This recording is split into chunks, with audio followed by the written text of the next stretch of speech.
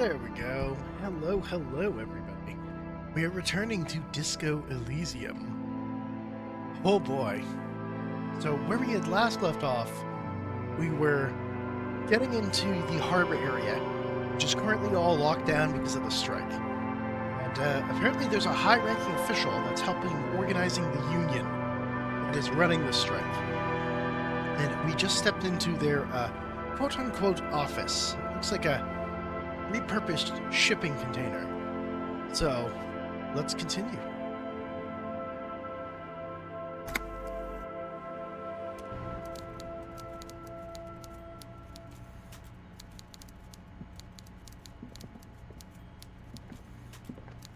Also, before we interact with anyone or anything, I'm going to give you guys the ability to tweak my character stats. Alright. Feel free to take away from one thing and give into another. Want to mess around.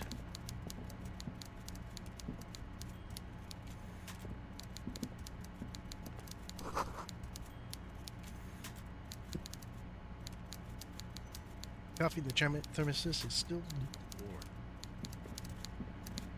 lukewarm. Stair made of pallets leading up. Alright, so I see this man has not just repurposed a shipping container, has repurposed many shipping containers. God damn, he's thick.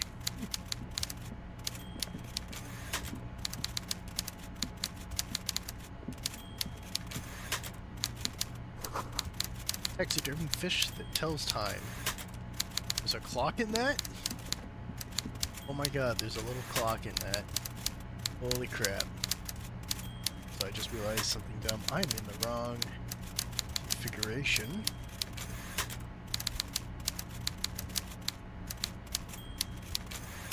There we go. Now you can see my cursor on screen. See when I go and point at stuff. Ooh, go.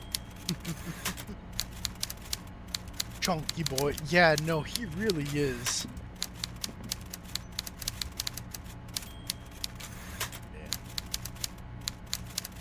Alright.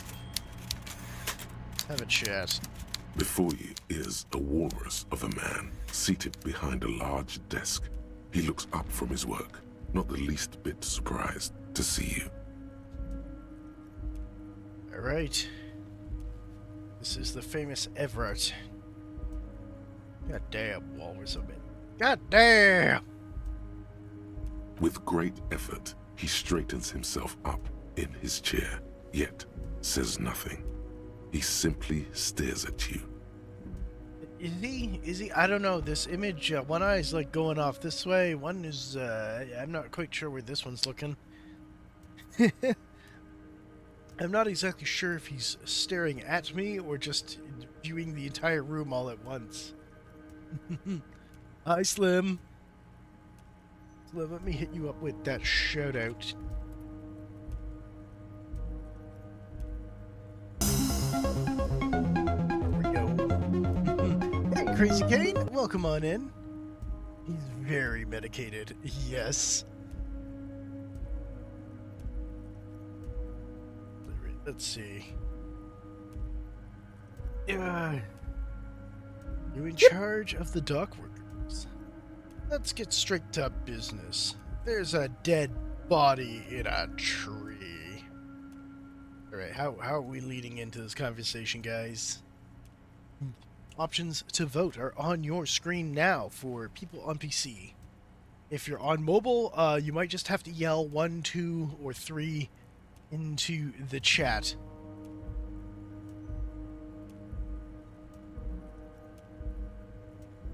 Alright, are you in charge of the dock workers? Welcome, Mr. Dubois, Mr. Kitsuragi. It's good of you two to stop by. Please, have a seat. Oh god. You know what? His voice reminds me of Colin from Black Mirror Bandersnatch, if anyone has seen that. But like more, I don't know, snoodily, if that makes sense. Instead of nerdy. He gestures to a tiny chair opposite to his giant desk. Again, a tiny chair. I'm Evart Claire, head of the Debarders Union here in Martinez. The man relaxes into his chair and continues. I'd offer you my hand, but unfortunately my health prevents me from getting up. You understand? Sir, is it that your health prevents you from getting up? Or is it that you're not getting up is preventing your health? So, which way is this going? I'm not exactly sure. This man is big fat. Yes, oh my god, yes. Now he's like straight up when we started talking to him, the game introduces him as a walrus. I am inclined to agree. But like, goddamn, I still don't know which one is coming first. Is he fat because he doesn't get up, or is it that he doesn't get up is why he's fat?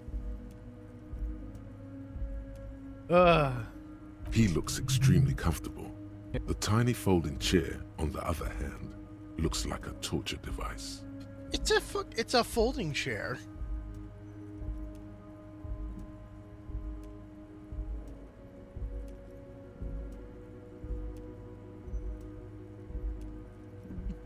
Uh-oh, didn't hear my redeem go off.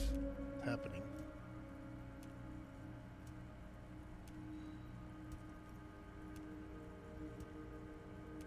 Boom. Also, I see you got the retro graphics meme. Which variant did you get? Which one happened?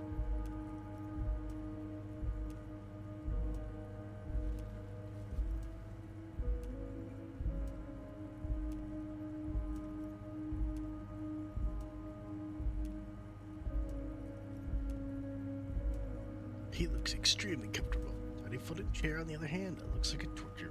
I mean... You go ahead, Detective. Lieutenant nods at you, then the chair. Ah, shit, you know what? Okay, this has been a little spoiled for me because of YouTube, but I've seen this before. This is the chair that if you don't have the red endurance, you die. You die of a heart attack because of how goddamn uncomfortable the chair is. This is that chair. Oh boy. I don't know if I'm prepared for this. I don't know if I'm prepared for the torture chair. Alright, do you guys think we're gonna survive this time?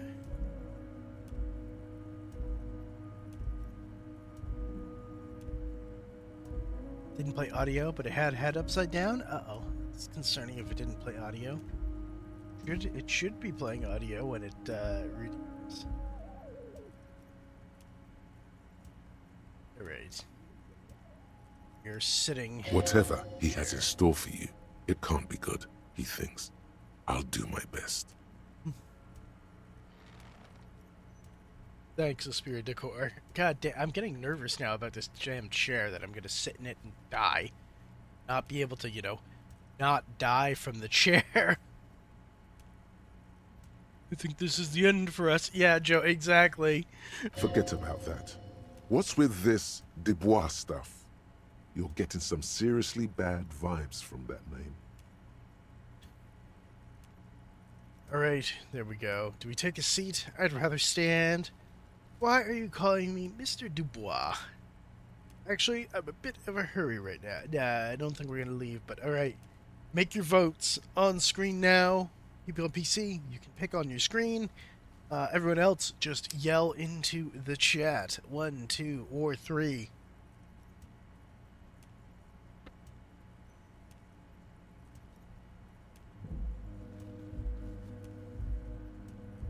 Alright, why are you calling me Mr. Dubois? Please, Mr. Dubois, let us converse in a civilized manner, as equals. Take a seat. I insist. Fuck's sake. It's nothing. Yes, that's probably right. It's nothing. Forget about it. Filter it out. I thought I was abandoning this. Why do you think I'm trying to abandon you? I'm not trying to abandon you. He's trying to throw you off your game with this Dubois nonsense. Don't give him the pleasure. Maybe that's our last name. Maybe our name is Harry Dubois. We only know our first name so far. Yippee! Alright, let's see. Alright, guys. What are we doing? Take a seat or I don't sit? It's kind of my thing. You're heading off to Blaze? Well then, Terry, it sounds like you're abandoning me. Also, drop a shout out for Blaze on your way out, Terry.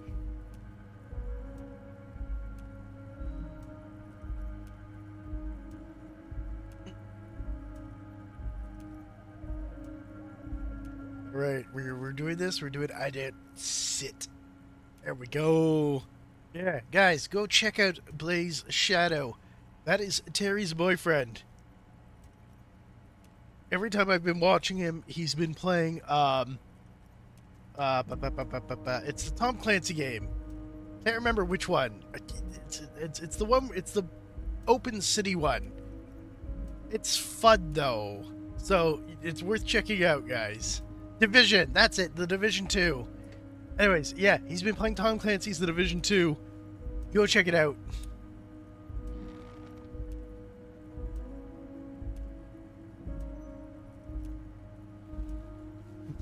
And Joe, thanks for giving Terry a shout out too. I mean, I guess I could have just looked at what his last played was for Blaze and seen it. But yes, it's a fun game. He's a fun guy. Go check him out. Go check out Terry as well. Give them both a follow. Alright, back to us not sitting in this chair. Very well, Mr. Dubois. I respect a man with strong convictions.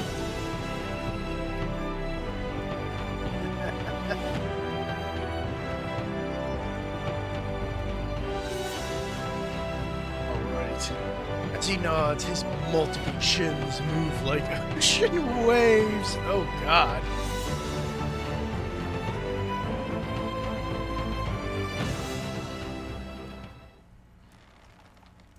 That's for Blaze. It's beautiful. Alright. Blaze needs his own is beautiful. I, too, have convictions. One of which is that I will not engage with any man who won't face me at eye level. Oh, for fuck's sake. I thought we won against this guy, but no. No. Should you find yourself more amenable in the future, I'd gladly resume our conversation. But until then, I'm afraid I must ask you to leave. He turns back to his typewriter. You're no Titan of Felician, buddy. He's got you in a fork. Sit down or leave. Alright. Ass to chair time, guys.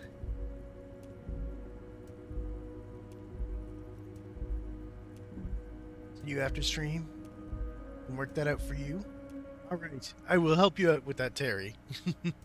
Alright, we're taking a seat. It's time for ass to meet seat. Excellent, Mr. Dubois. I can see that you're a reasonable man, and reasonable men can be of great use to one another. Why did you have to pause? Gives you a sly wink. God damn it, it is a murder chair. Damn, this chair is uncomfortable. Try to wink back. Remain serious. Alright, what are we doing?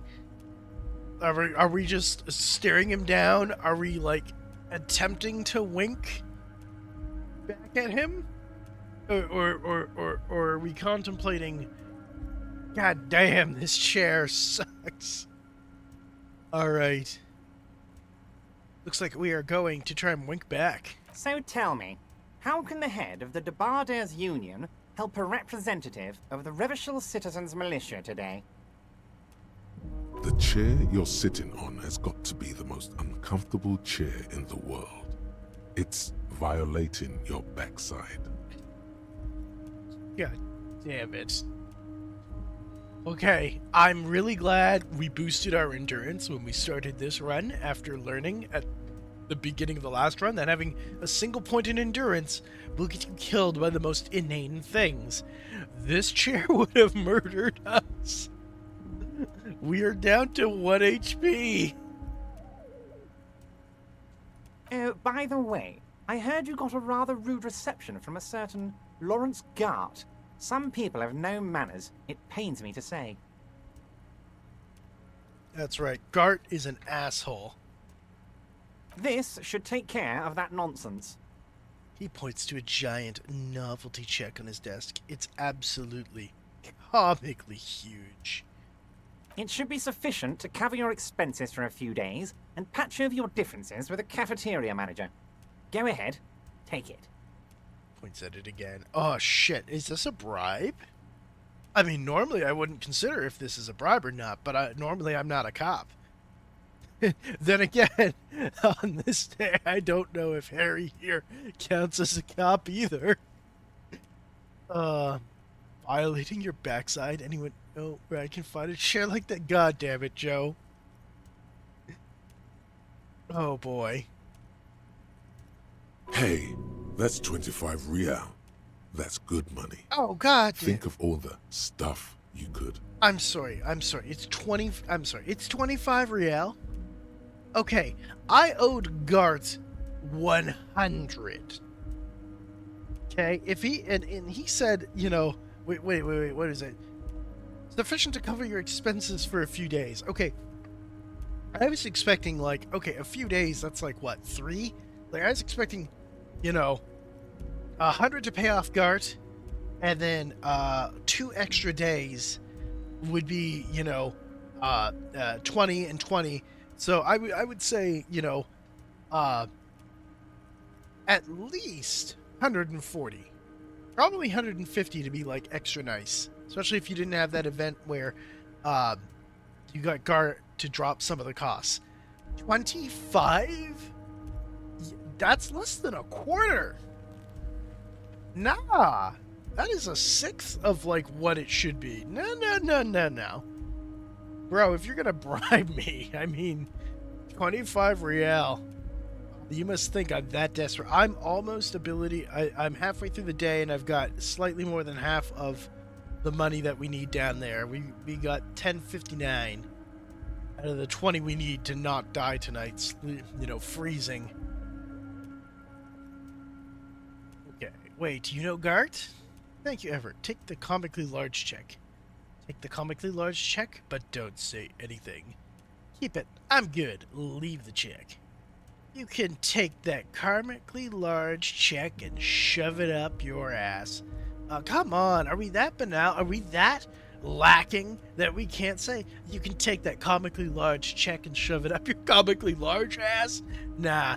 Apparently we don't have the brain cells for that. Joe, thank you for the 25 bits for my expenses for the next few days. I greatly appreciate it.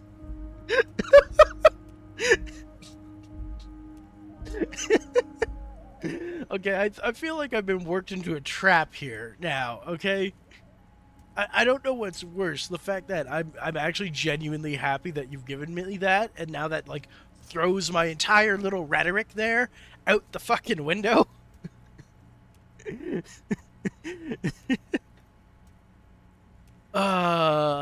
Okay. Okay, it's time for you guys. I gotta let you guys pick an option. Where are we going with this? What are we doing with the check?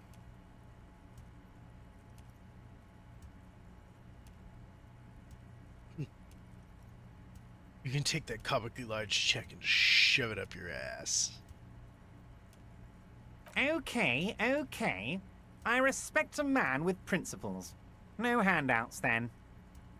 He crosses his arms on his ample midsection and sinks further into his chair.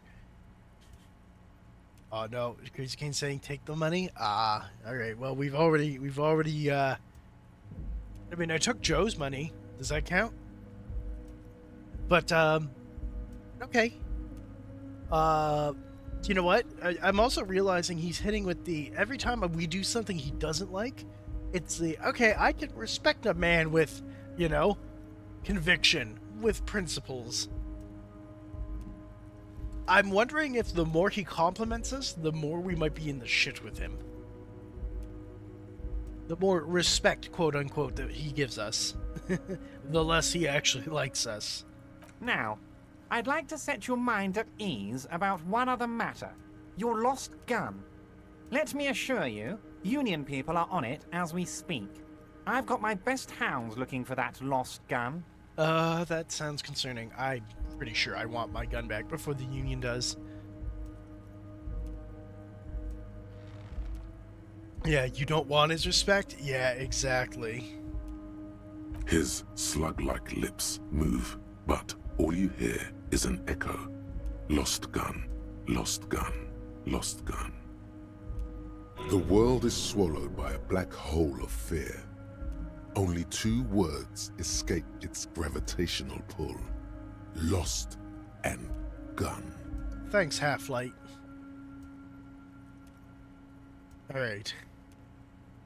How do you know about my lost gun? I'm not worried. I got this. I appreciate any help you could provide.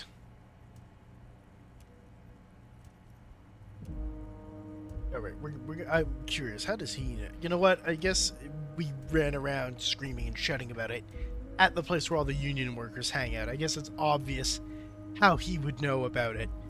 Alright. How are we playing this? I'm not worried I got this, or I would appreciate any help you could provide. I'm kind of leaning toward 3. We've kind of blown him off twice. I'm wondering if now is the time to lean into him a little.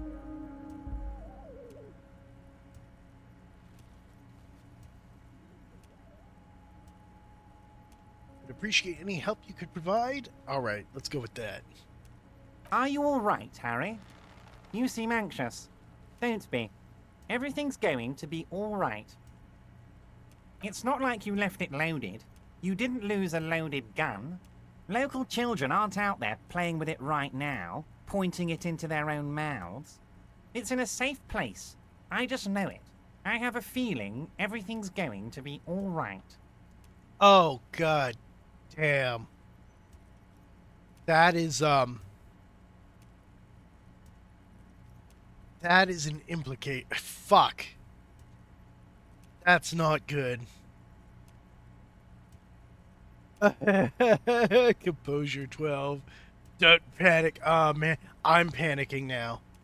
Oh, that was a not so veiled threat.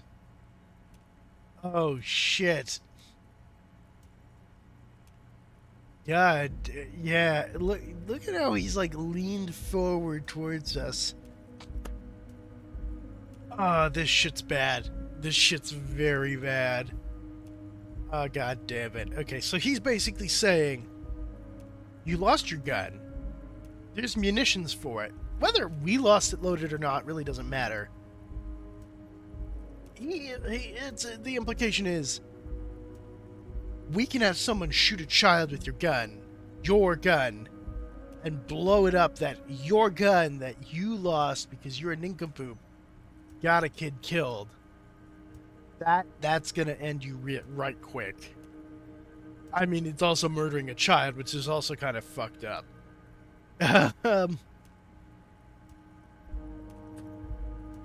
Yes. I think the only thing we can try... The chair is killing... Why? This fucking chair. The chair... -2. The chair is killing you. Oh, God. So we have to roll... double 6 to succeed at this. Oh, man. Ah, fuck. What if the child is... Cuno is almost certainly the child that would get shot. I mean, I'm already halfway to shooting Cuno. I'm like 90% to shooting Cuno S. She only lives because I failed. Ah, shit. Okay, we're gonna... I know if I give it to you guys as a vote, you're gonna vote for me to roll. So we're gonna roll, and honestly, this is the better thing to try. God, you're sweating. Your knee is jerking. You're about to cry, aren't you? You're about to cry because you lost your gun, and those children are gonna shoot themselves with it. Ah, fuck. Good luck. Yeah, thanks, Slim. Ah, shit. Yeah, so we rolled a 2 and a 3. We got a 5 minus 2. Yeah.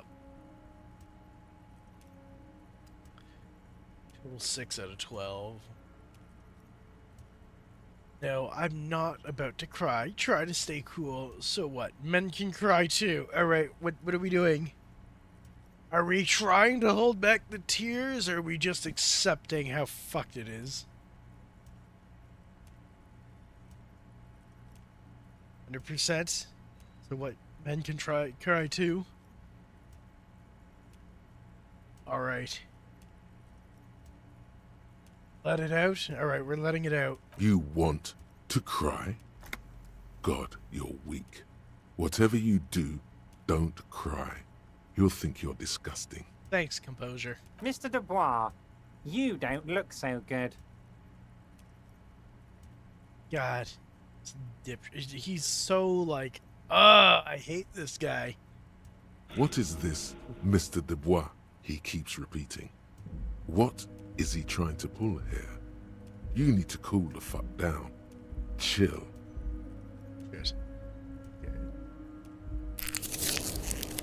We're healing our morale. Excuse me, sir, I just need to pop some pills and snort some shit while I'm talking to you and trying not to cry. Mr. Dubois! Mr. Dubois! Harry! The large man snaps his fingers, but to no effect. You're in some stupor. Keep sliding down the chair like a jello shot. There are no Harrys. Let your mind go to your safe place. Oh, fuck. Alright, how broke are we gonna be?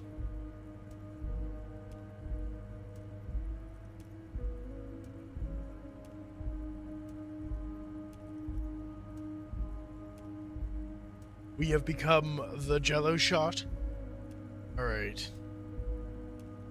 While Evart is distracted by your odd behavior, the lieutenant's eyes are mapping everything around you.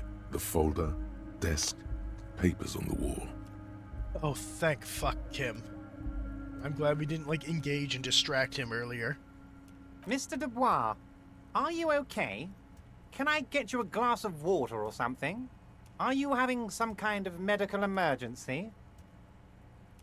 Maybe you could use your hands somehow, in a kind of throw-in motion, like you're throwing that Mr. Dubois act right back at him. He's Mr. Dubois. Nah, I'm as good as it gets, Mr. Dubois. Vaguely gesture with your hands above your head.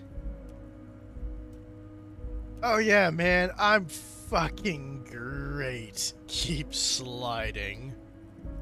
Actually, this chair is uncomfortable. Could use that glass of water. Sit upright. I'm melting. What are we doing? How are we playing this?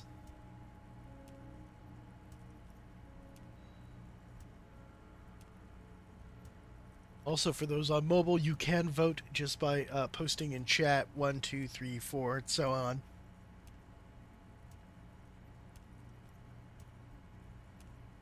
Alright, nah, I'm as good as it gets, Mr. Dubois. Vaguely just above your head. Don't be dramatic. I can see your condition isn't terminal. Thanks, Kim. What an odd demonstration of... you got me, Harry. I don't even know what. As entertaining as it was, I'm afraid we're wasting our time. And I'm an extremely busy man, as I'm sure you are too. Okay, enough. We are here to ask you some questions pertaining to a murder investigation. Kim is in a room with two idiots, and they're both full of shit. One who can't get his shit together, and the other one who is, well, you can visibly see how full of shit he is. Quick, here's your window. Get yourself together and ask him questions. Police officer questions. Shit, police questions, that's right. It is about time to stop embarrassing yourself. Questions will help you regain some of your lost dignity. Alright, let's see. I'm told the Union is involved in the local drug trade. I don't know if we want to spill that. Aren't you going to ask me how I got in? You called me Mr. Dubois. Why? Could you help me get a dead body down from a tree? Let's talk about my lost gun. Want to talk about the hanging? Looking into your shady brew. What the fuck? I met Joyce, the company representative. What's in the container that's outside your office? Evart, going to leave now, but we might talk again later. No. We're gonna be like, we're here about the body. Want to talk about the hanging? Oh, of course. That's your main thing here. That's why you're in Martinez. I know everything that goes on around here, and I would love to discuss it with you. Good. I mean, it's no secret that the lynching is connected to the strike. So much to talk about. Honestly, it's been weighing on me so heavily. I understand you need to interview me. I sense there's a but. Just say nothing. But there's a thing that's been keeping me up at night. I want to talk about the hanging. I mean, if we could just calmly talk, exchange information, we could blow this thing wide open. Yes, that sounds good. Let's do that. But I can't think straight with this thing weighing on me. You're police officers, aren't you? I have a crazy idea. You guys are basically door-opening machines. Incredibly talented at opening doors. Oh boy, he wants us in somewhere to grab or see or tell him about something. Shit. Alright, Slim, you're heading out? Alright, have a good one. Let me hit you with another shout-out. Guys, go check out Slimu when you get a chance. He does a lot of VR streaming, just like me, and right now he's been on a bit of a No Man's Sky kick, but he was also playing Breath of the Wild with a VR mod recently, and that shit looked really, really cool. So definitely go check him out.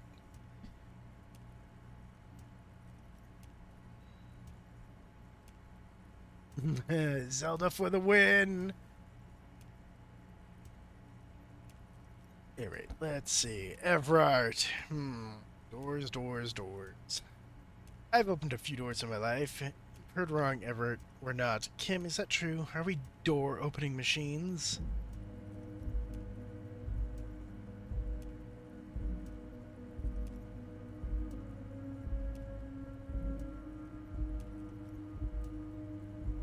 Okay. You know what? We were willing to investigate the drug smuggling here. He might give us a little more, agency working in the dock area and investigating it. If we're willing to, give back to him. I'm not saying we're definitely going to, but we can hear him out. I've opened a few doors in my life. And I'm sure you're going to open this one with flying colors, Harry. This really is very simple, and there's nothing shady about it. Uh-huh. Sure. Damn, Joyce did a much better job about being like... she just didn't say the quiet part out loud, but he just kind of went all in on it. The stars aligned into a cosmic frown here. He has your fate decided. Bide your time, however, and let the stars continue their course. And that frown shall turn into a smile. Only if you play along. Alright, yes. This is my strategy. We're playing along, we're getting on his good side. Not promising anything, not delivering anything, but maybe we'll get a little more access here. Why don't you just open it yourself? Whose door is it?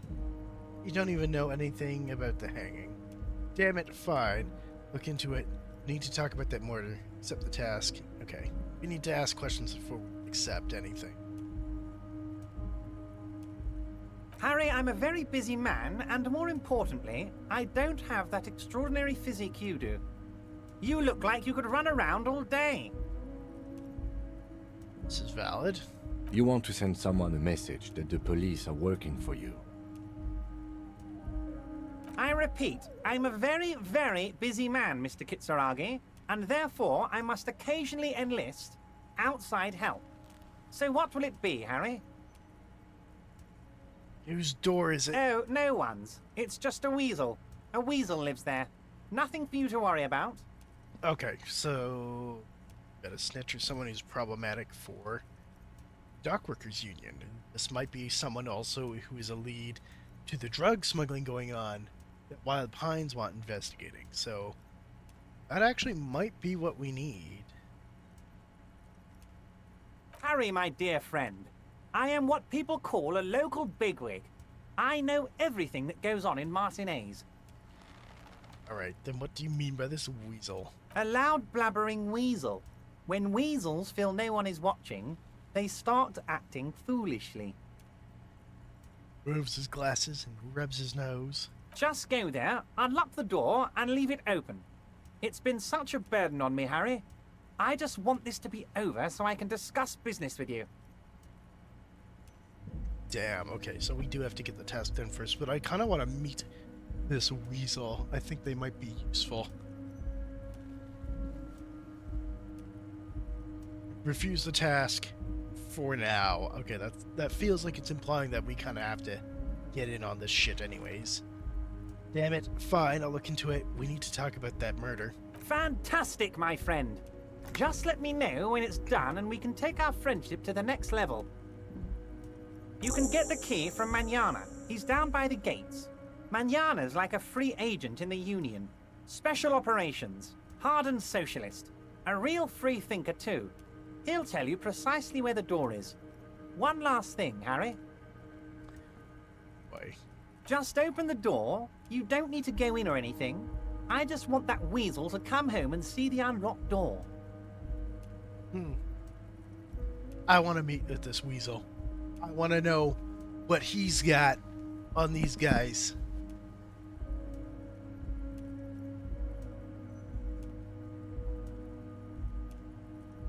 Okay, I'm told the Union is involved in the local drug trade. What? Harry, how could you say that to me? You know I appreciate a joke as much as any Johnny Fat Guy, but I can't take slander. Are you actually investigating this? No, I'm not. You've hurt me, Harry. Me, a friend. But you know what? Perks up. I trust you, like I trust all my friends. And I know you'll never talk to me about this again, because you don't want to wound me. So do what you want, and let's change the subject. Okay, we gotta be picky-choosy about what we actually say Thank you here. for your understanding. We will continue to do what we must. You too, Lieutenant. You know, I like you, but you never were my favorite. I'm a Harry guy. I'm Team Harry. None taken. Did we have anything else to do here, Harry?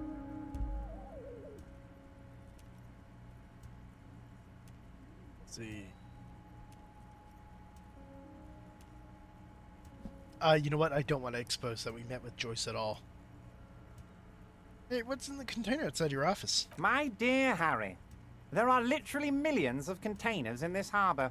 I couldn't possibly remember what's in all of them. Something special about it. It was attached to the Volsland crane. Harry, you smooth-talking son of a bitch. Time is a precious resource, and I don't have enough of it to count containers with you. Smooth talking. Maybe that's... Honestly, I didn't want to bring it up, Harry. I heard you have become Measurehead's race pupil. What? Okay, I'm sorry. I accidentally bumped my keyboard. But I, took my hand off my mouse to, flex my fingers. I have no idea what I just hit. Aren't you going to ask me how I got... Oh, okay, just that one. Oh, race pupil. Ah, great. I really believe in the race mystery, and I'm glad I was given this chance. I hope to one day to be able to contribute. I am not a race pupil. I just listened to the things he had to say. It was a tactic. I needed to get in somehow. It's not like I'm a racist now. Yeah, I'm a big racist. It's basically like that in my head all the time.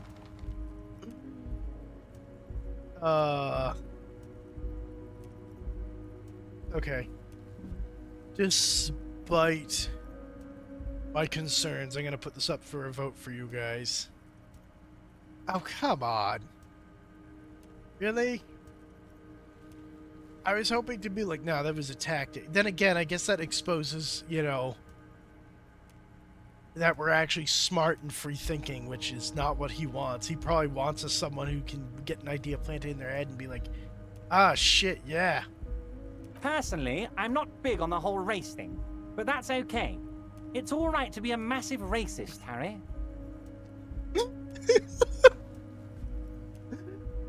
Oh my god! He sinks deeper into his armchair. For fuck's sake. Let me assure you, I'm very glad you're comfortable sharing this with me. I run a big and quirky organization. Everyone is welcome. Birds of all feathers. Anyway, I assure you, I am a very well-informed man. I feel like there's Information reaches me before I even get the chance to request it. I'm gonna say, I feel like there's conflict of interest in that, but okay. Okay, very carefully use my fingers and not bump the keyboard and accidentally trigger a thing. Okay, okay, I want to ask My about dear this. Harry, there are Harry, you smooth-talking... Smooth talking. Maybe that's the way to go about opening the container. You should at least try convincing it. Oh my god, rhetoric. Why? Okay, I just wanted to see what rhetoric had to say. You helped me get a dead body down from a tree. You might have noticed there's one hanging on a tree behind the hostel cafeteria. Oh my. Don't take this question personally, but why would I get involved in this matter?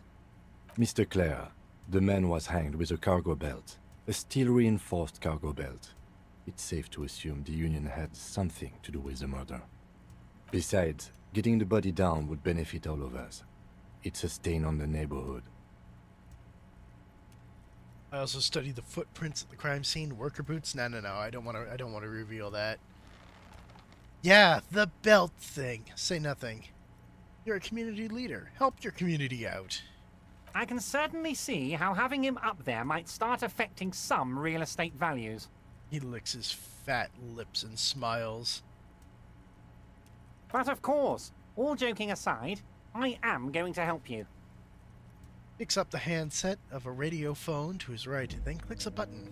Jean-Luc, my boy, I'm sending 2 police officers down. They have a dead body in a tree problem they need help with. Namely, they need it to be taken down.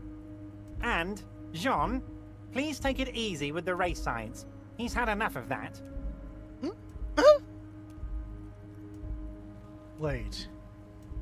Wait. Ah, fuck. Jean-Luc is Measurehead. God damn it. We have to spend more time with him. I mean, he's hilarious, but... I don't know how to feel about this. You can find Jean-Luc down at the gates, but you already knew that. Anyway, he's going to help you. Ah, shit. Okay. I don't know if it's good to ask about my lost gun in case he slips something. I feel like he won't. Or if I should just drop the subject, because it's something he can use against me if we delve into it more. Alright, guys. What are we doing? Are we asking about the lost gun? We're either gonna leave or ask about the lost gun. So the options are 2 or 6. Putting the vote on screen now. If you don't have the voting option on your screen, you can post in chat either 2 or 6.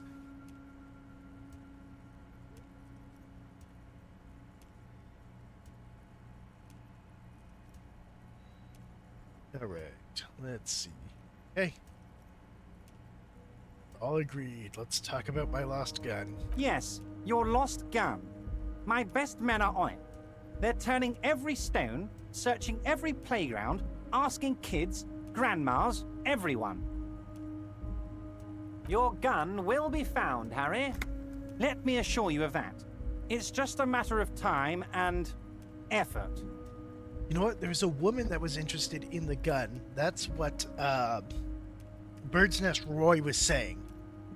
And we sold it to him, and then he pawned it off to another woman who came in and had an interest in it. I guess the big question is does that woman work for the Union? If so, they already have my firearm, and it's a big problem for me. If not, we might have an ally, someone who went, okay, this needs to be held so it can't be abused. Then again, it could be someone else with their own objectives, and they're planning on murdering someone. They might even be planning to shoot him with it and frame me, which honestly, after dealing with him, I don't know, I might be okay with that. The only way to find it seems to be working with him. He might even be holding your gun hostage. Hold on. Did he really hold my gun hostage? I will not be blackmailed with this gun business. I don't care about my gun. Keep it. Does that mean if I do these things for you, I will get my gun back?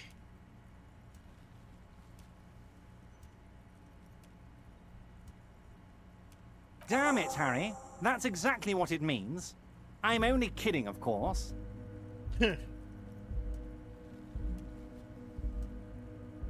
Secret task complete. Track down your gun. Fuck. Okay, I guess that fairly well confirms that he has it. Of course. I understand. We help you, you help us. Alright, well, at least we got 10 extra XP. Everett, I'm going to leave now, but we might talk again later. Wait. You need this to get in and out through the gate. He leans reaches? God, my brain is failing on this. He leans, reaches into his drawer, and pulls out a plastic card. There needs to be like a comma there.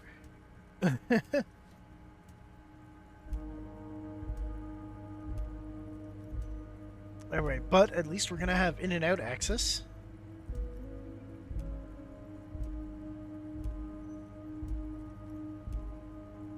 Thanks. I was wondering. Great, I wouldn't want to get stuck here. Here, you're one of us now. A real red and white Union man. Take care, Harry. Item game. The Baudeur's Union card. Sweet. Okay, well that's a lot more access than I was expecting, but that is what I was hoping for.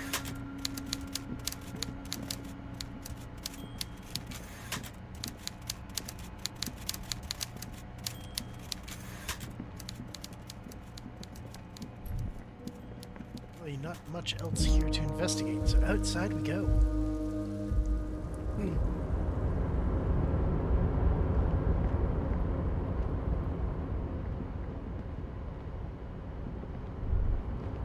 Value for us to grab or whatnot.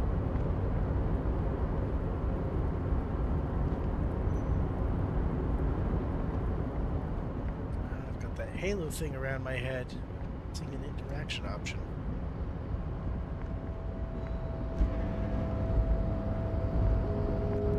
So goddamn, they weren't kidding. There is a lot of containers here. Like, you could build an entire office complex out of containers. You know what? There's probably enough supplies here. If you start raiding and looting these things, god damn, they could probably just run Revachol off the spoils of this.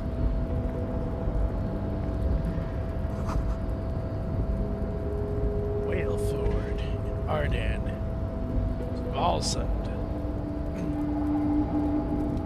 You're back before the cargo container. Its drawer has not lessened since you were last here. If anything, it seems to have grown slightly. +1, been in the world for 2 days. Skill points in rhetoric to open this white check. I wonder if there's some person actually inside. Maybe they were part of a smuggling op, maybe a guard, maybe someone being smuggled. I'll go down the stairs.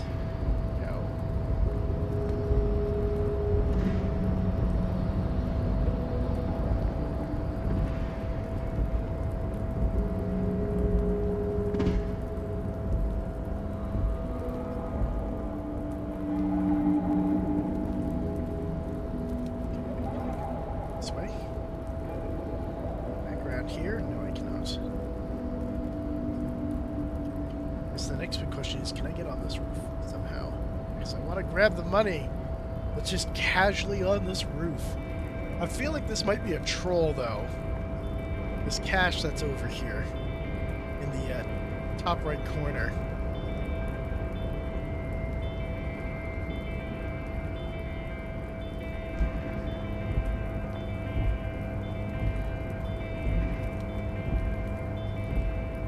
So I don't see a ladder or some way to get up to there.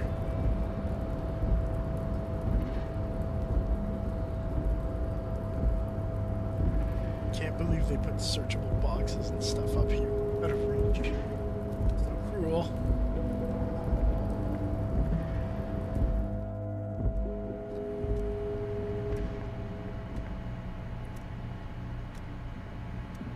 The already familiar cold touch. Okay, nothing to do with that. Just take a look around here. The file cabinet stands steady as ever. Sliding out, a drawer presents you the folders you already went through. On top, hundreds of documents containing logistical data. Two kinds of transactions stand out. Materials coming into Revachol from the outside world, from Muindi, Grad, and even Ilmara, and the same materials being handed over to companies inside Revachol. Kuron, Coal City, La Delta, and Jamrock are listed among the many districts where the imports are being sold. Alright, let's see if we can get that check option and maybe pass it again this time. You already went through all of these. Damn. The drawer slides shut smoothly. Alright.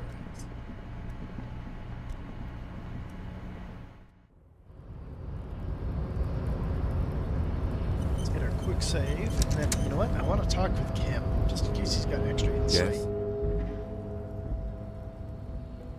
Okay, nah, nothing new here. Okay. So is Measurehead gonna be over here again?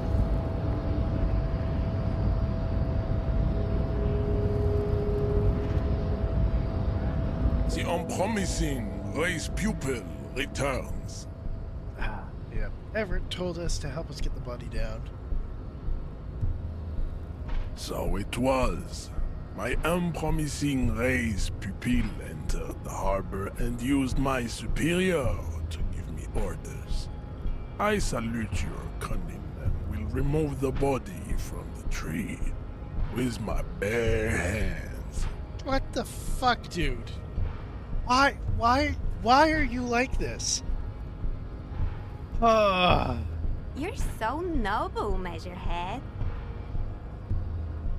But while I am gone, someone must stand guard on the bridge. That someone needs to be you. Both of you. Ah, shit. I don't like the idea of him going and messing with the body, you know, on his own. That would mean you're openly showing the people that you're taking the Union's side. God, it means showing everyone that we're taking orders from the Union. Lieutenant, what if we don't want to do that? Okay, then. Wait well Measurehead goes. No way, we're not going to do that. Okay, Lieutenant, what if we don't want to do that? This is the uncomfortable result of not taking it on ourselves. I can live with a compromise. Listen to your little friend. He is wise in his childlike way. His mysterious race may yet prove fierce competition to my heroic haplogroup. Ah. Okay.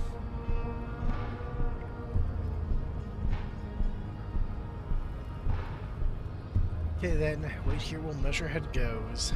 Babe, see that they stay here the whole time.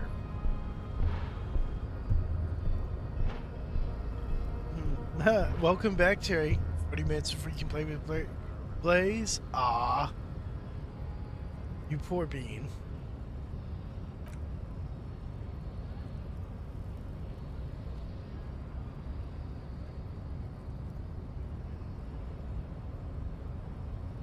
Okay, what do you guys think? Is the big-ass scab guy gonna come up here? And be The like, woman's let us gaze in. follows Measurehead as he leaves. So, you guys are like cops or something? God, we have to talk with her now. Come on. Why this deal keeps getting worse all the time?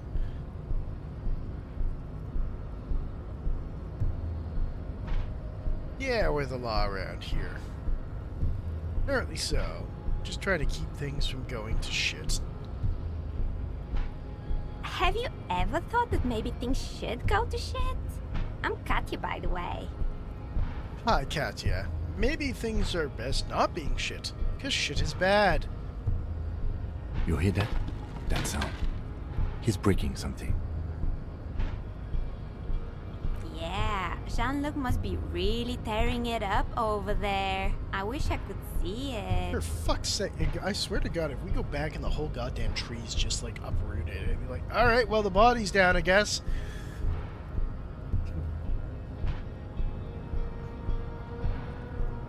I also wish I could see it. You know what? Yeah, I really wish I could have eyes on whatever the fuck he may or may not be doing. Look at you! RCM rent-a-cops! Guarding that bridge like Everart's lapdogs! Is this where it's at now? The RCM is for sale! God. Dipshit. And who are you? What is your business here? Why are your clothes 4 sizes too small for you? Wow. Him, holy shit. Okay, I'm supposed to have these options.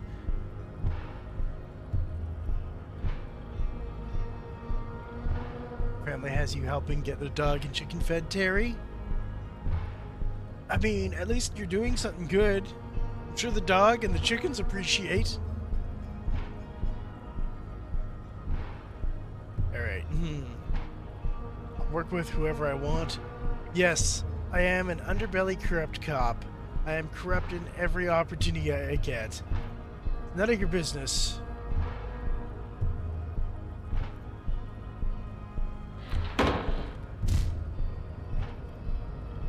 A shrill laughter interrupts you, echoing across Martinez. It's Cuno. Then, Oh! Oh no. This child is gonna get a fistful of Measurehead.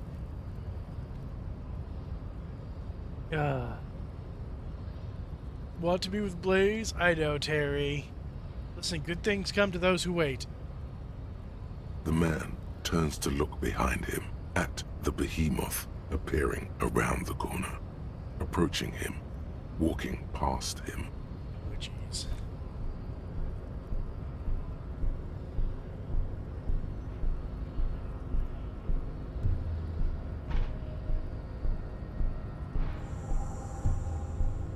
The corpse has been removed from the tree. Stand down and congratulate yourself. You have sided with Ray's victory today. There has to be no side choosing. We did what we had to do to keep order. Thank you for your cooperation, Measurehead. And what you had to do was to become a Union man for all to see. Please, stop doing this. You are making us look bad. Tim, you were okay with this a second ago. Thanks, dipshit. You know what? I'm gonna pop a pill to feel better about this bullshit and walk away.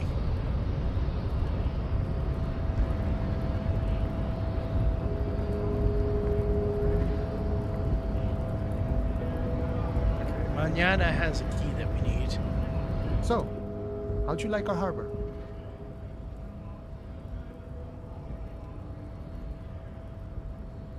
Labored Utopia, not approvingly. It was nice enough. It's but a rest area on the path leading across open plains. Then turns to you with a wide smile on your face. Right. You talk to the boss, eye to eye, like men of the plain. If you have any more questions, I'm set to talk. Everett said you had a key to a door? A key, huh? Brent What his door is fingers this key to the supposed to mustache. open? Said it belonged to a weasel. Oh, say no more. I got you.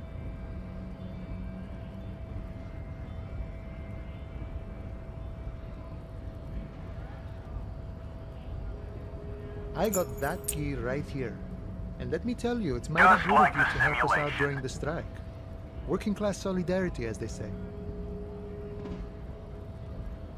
Oh yeah, Air. I've been thinking lately about something about Twitch name change. Yeah.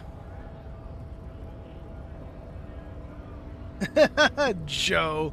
Yeah, Terry Cooley to Terry Warmy. I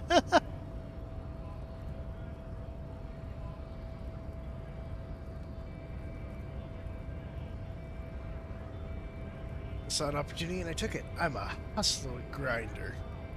I heard something about a weasel, and it didn't sound like a local polar weasel, if you know what I mean.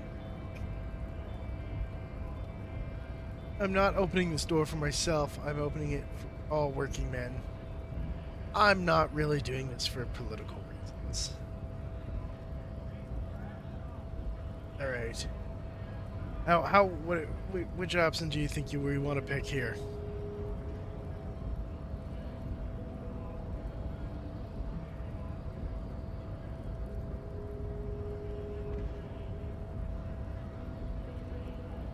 Heard something about a weasel. And it didn't sound like a polar weasel, if you know what I mean. A wink. Polar weasel? Oh. I know what you mean. I'm pretty sure he's actually Occidental, though. So you're gonna be committing fratricide, my racist friend.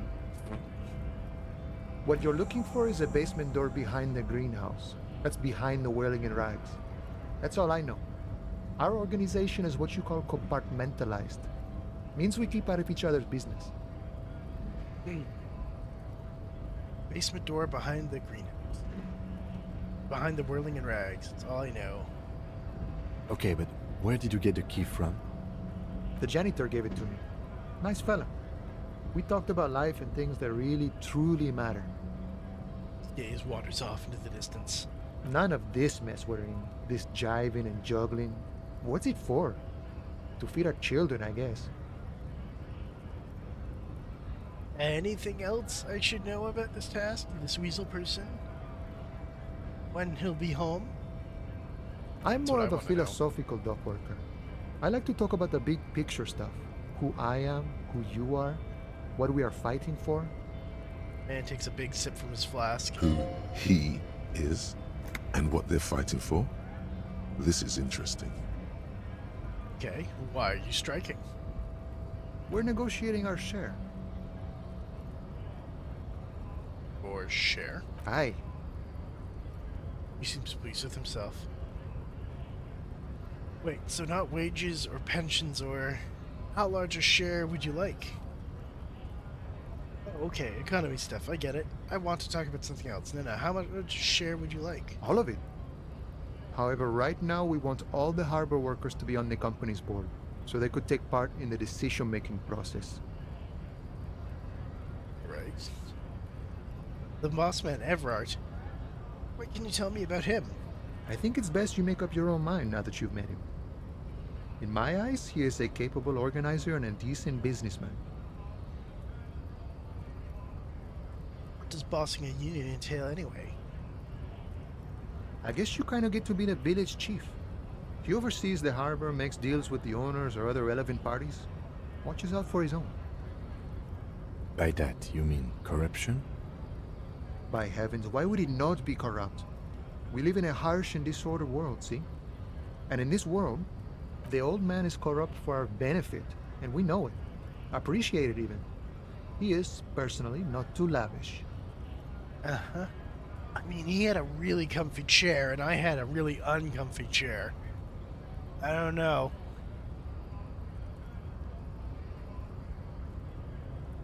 Maybe you could mention the name change of Blaze? Or you even think of one? I mean, you could ask him about it. He might have an idea for you.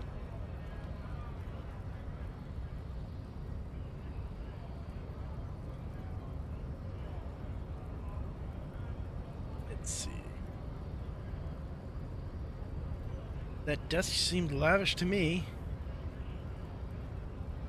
You're right, he's very ascetic.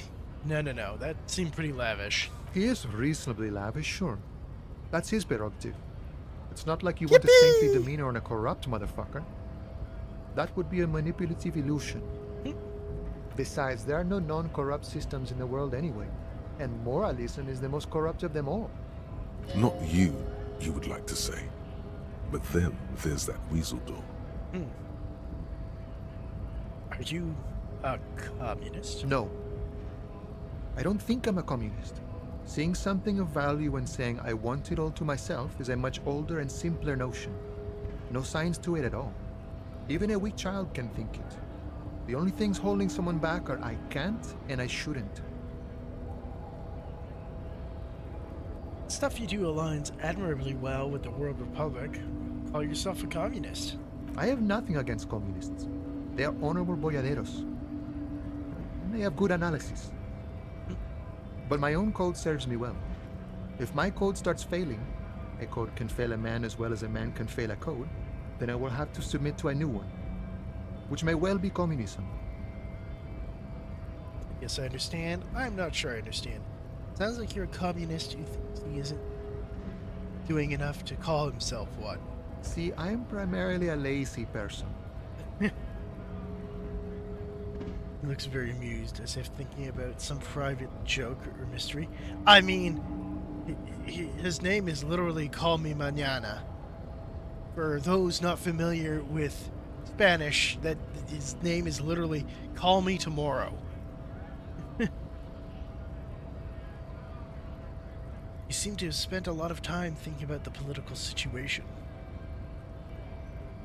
Sure, I've had the necessary free time. Fortunately, there's always time. The look in his brown eyes conjures up an understanding. For him, having command of his time is the most important thing. It all comes together now. The way he speaks about scabs, his general attitude. He's a follower of a 500-year-old Franco-Nigerian Boyadero code, itself an appropriation of Vespertine cool. That of a noble peasant or a traveling herdsman. True to yourself, independent in your actions, loyal to your friends. Maybe I am a Boyadero. Doesn't sound that cool. Sounds antiquated, obsolete, passé. It's not disco. Alright guys, which one we going with?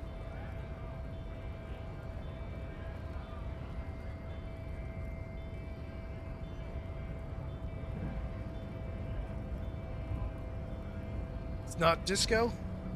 Alright, it ain't disco enough. The man sits on the railing, his hands reaching far and wide. Yet it feels as if he could, effortlessly, go even wider, if need be. An endless torrent of time. Got any idea who killed the hangman? The mercenary, eh? Who could have killed him? That's indeed the question. Why even do such a thing? The harbor is a prime area of suspicion. In your opinion, the dock workers involved in the killing? What a thought! Why would noble workers resort to such a thing? Unless they were pushed, of course. Pushed how? Your dead guy was an enemy combatant. Did you kill him? I ain't the murdering type, but that's just me.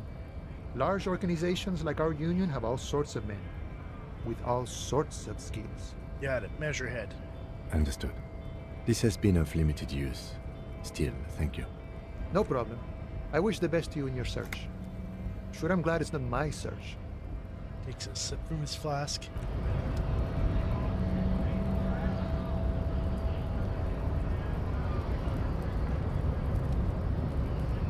Go down.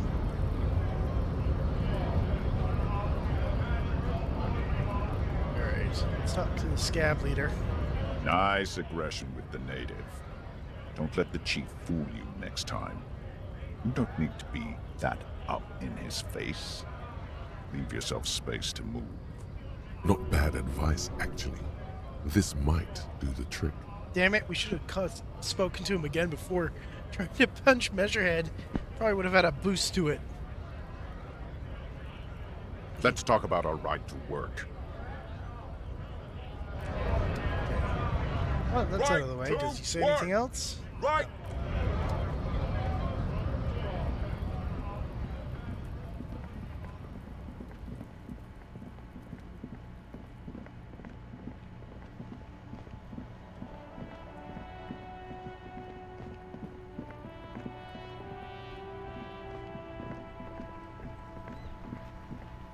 Well, we're over here.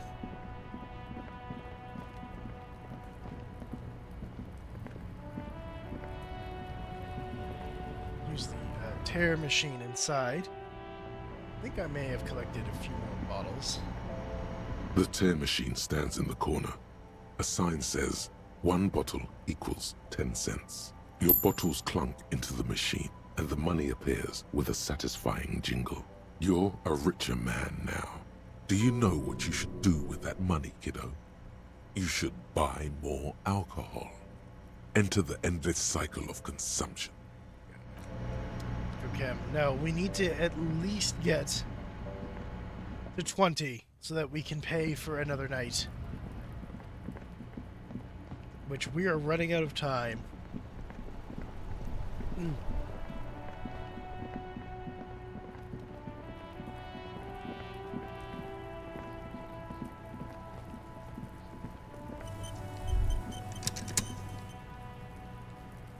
Holy shit.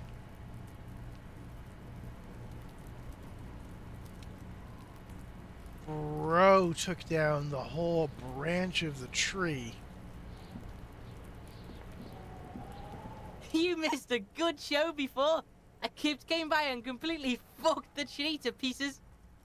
He fucked the tree up! Fucked it good! It was porno! I'm face palming so hard right now, guys. I hate these children. By the way, kipped is a racial slur. Stop using the K word. It belongs in the past. Total retards. Use language like that. Congratulations, Cuno. You just made yourself a retard. Oh yeah, kids. Nod in approval. Don't you mean desert kipped? This is so superficial, kids. Race mystery runs deeper than you could ever understand. I wish I could have been here to see it. Now I have some questions. Alright, we got questions. Shoot that shit at Cuno, pigonaut. Cuno got any speed.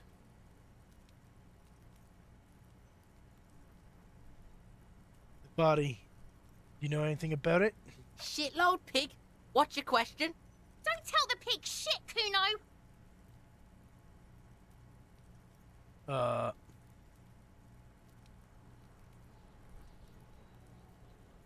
Pig's choking! He's totally Fuck's sake. choking! If I were to want to waste my time, which I do not, I would ask them who he is, how he got there, and the usual. You have no idea what the usual is. Just ask whatever comes to mind. Where's the rest of his armor? Cuno doesn't give a shit about the armor. Alright. Shoot that shit at Cuno. You know who he Cuno's was? fuck imp. Cuno uses the fuck imp for target practice. You know how he got up there? Probably climbed. Cuno was busy down the road when that shit went down. So you didn't see it happening. You heard Cuno. Cuno wasn't even in Martinez. Cuno wasn't in Revachol. Cuno wasn't regional. Okay. Where did you go then? I don't know. Some fucking Around, tried to come up with something. Mesk or I don't know. Some other place. Night City. Cuno was in fucking Night City. Oh, holy shit. Bro was literally in Cyberpunk 2077. Those children are very damaged. Yeah. Okay, about Yeah. the dead body. Cuno didn't smoke him if that's what you mean.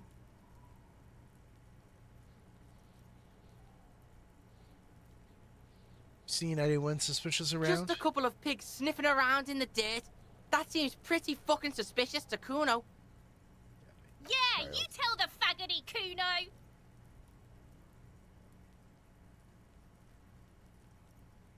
What about this later? Right now, let's talk about You're something else. testing Cuno's patience here. Get lost, Alright, we're done with them. Cuno doesn't fucking care.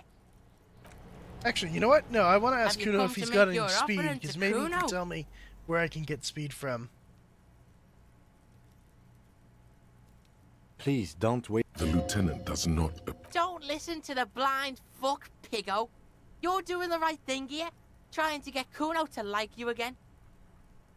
You can pay tribute to Cuno with drugs, or cigarettes, or some wheels. Cuno could use some wheels. Damn it. Okay, no, it's just that old stuff. Damn, I should have asked him about speed. Cuno, the pig's getting pretty close to me. Come to snuff my shit out, I think. Alright. We're just gonna not. We're just gonna not Cuno S. The corpse lies on the ground among the remains of an absolutely demolished pinewood branch. It's gently laid on one side. Beautiful. Wipe a tear from your eye. Well, it's down. Celebrate in a more reserved manner. Good job, wise race mentor. We're gonna be a little more reserved. Mr. Measurehead has done a good job. Nothing is too broken or compromised. The victim is ready for a field autopsy. A field autopsy? Yes. 1. Investigation of the scene. 2. Initial examination of the victim. 3. Field autopsy. 4. Transportation of the body to the morgue. We are on number 3. Oh boy, we're almost getting rid of the body. The fuck are they on about? Cop's gonna cut his shit up. Don't we have someone else for this? A doctor? Don't we have someone else to cut this shit open? Got it. No, you and I are detectives. The honorary rank of detective signifies our ability to handle the entire incident chain. From autopsy to cleanup to social work. Everything. Oh, holy shit. Okay. There's a lot of faith being put in us. Then again, I guess the RCM is kind of... It's the Revachol Citizens Militia. It's literally a thrown together people's police force. So I guess they have to, you know, do a lot, pull their own weight. Yeah, yes, I feel like a detective. You are. Your station would not have assigned you on this case if you weren't. Now... The lieutenant adjusts his glasses and takes a deep breath. Tell me something, dead man. Try to remove the dead man's boots. Alright. First, what exactly is a field autopsy? Come on, officer. You know what a field autopsy is. You've done 100 of them. Do you have another pair of gloves? Unfortunately, no. I wish I put gloves on. I have the fingerless gloves on now. Yet.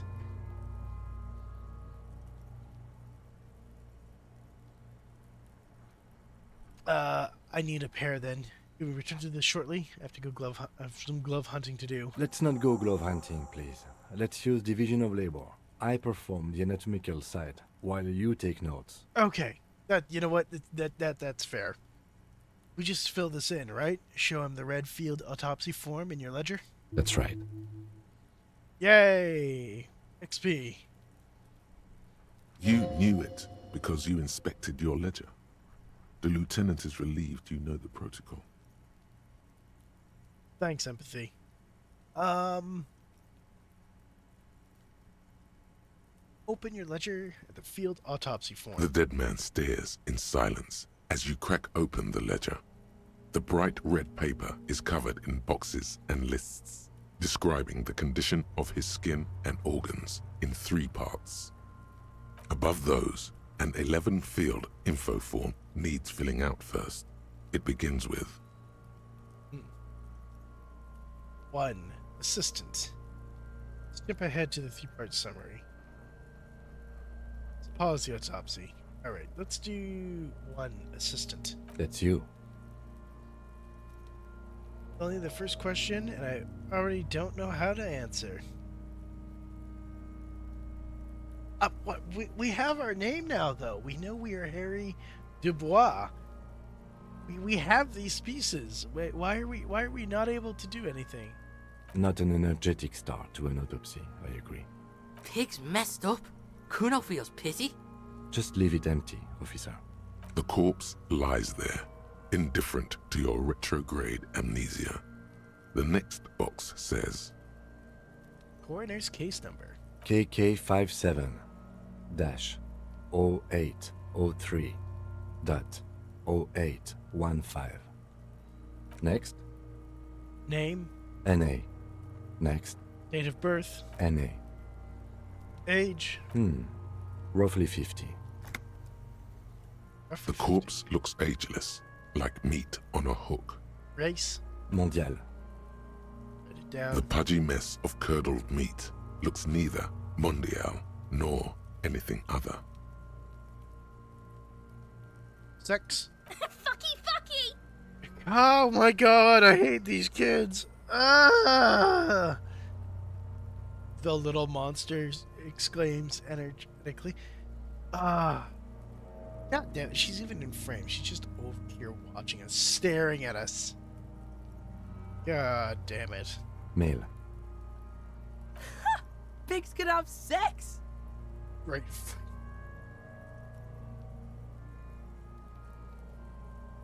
Man, no. We're holding our shit together. We are keeping our shit together.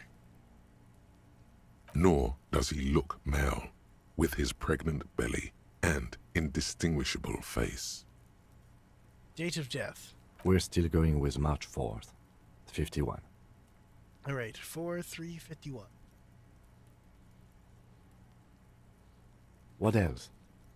9. Body identified by is non-applicable. 10. Case number is the same as the coroner's case. KK 57 0503 0815 listens motionless, with the cargo belt still around his neck. Only one box remains. Evidence of treatment. None. At least not after the initial examination.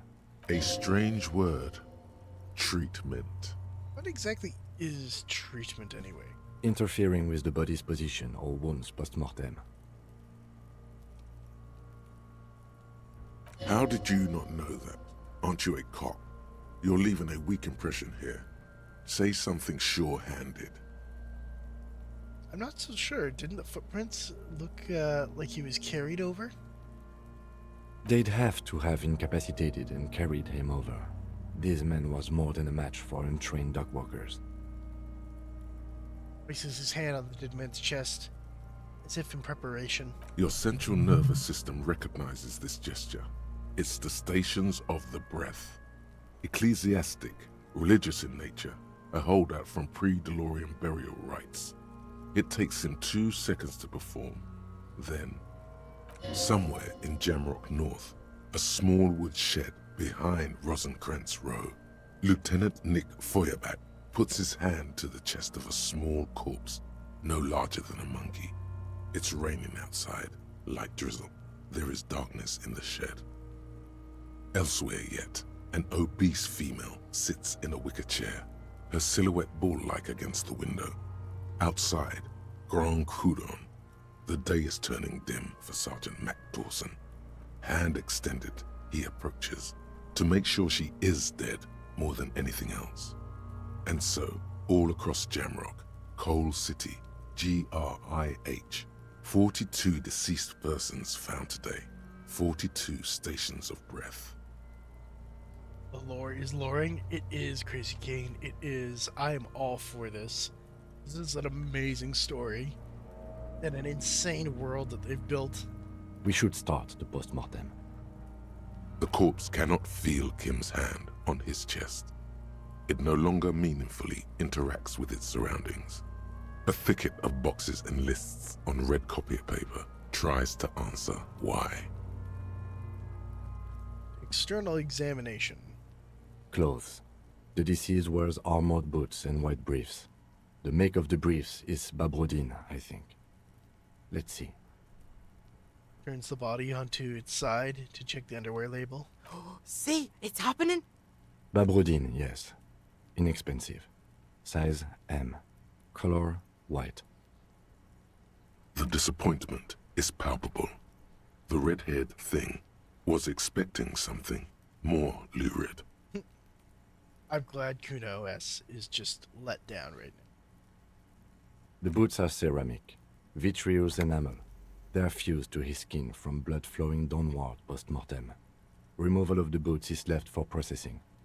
It would be clever of you to omit the boots altogether, sire. If you are to keep them for yourself, as you ought to, you have deserved them more than anyone else. All right, guys, what are we doing? Are we going to omit the boots?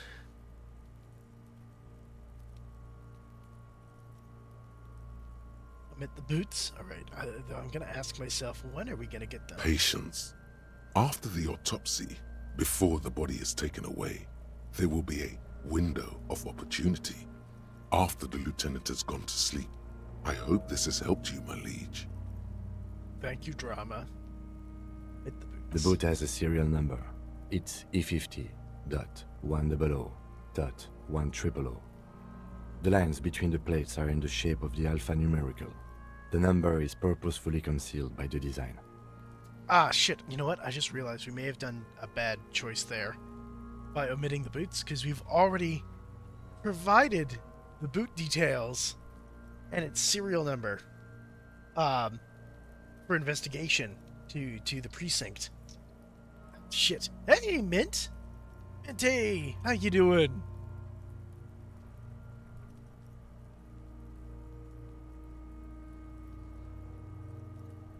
Gonna hit you with the shout out. Ooh, Helldivers 2. Just got home. Damn it. Yep, sorry, you can't stop me. Last playing Helldivers 2. I wonder how long ago was that? Was that just last night? Have you tried any of the new commando missions, Minty? Those look fun. I was doing them. They're definitely interesting. Yep, it was last night.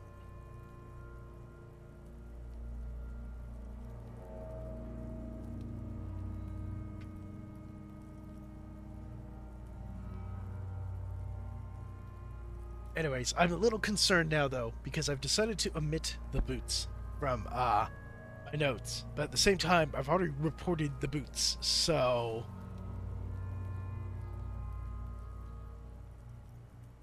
You think you got a few of the new ones in? Nice. Yeah, it's tricky now with those commando missions and not having you know, your super destroyer for support. Just drop in and whatever you brought with you is what you got for the mission. You sure it'll be fine? Probably. Yeah, I hope so. Okay, write this down. Tattoos. Stands up, feet planted on either side of the body. The upper torso is covered in a single, continuous tattoo, resembling a map of the night sky. It reaches from the right shoulder to the heart. The ink is blue and white. The assistant has a color photograph of the markings, to be added to the case files as document A1. The photo is taken on the scene, using a Trigat Mini.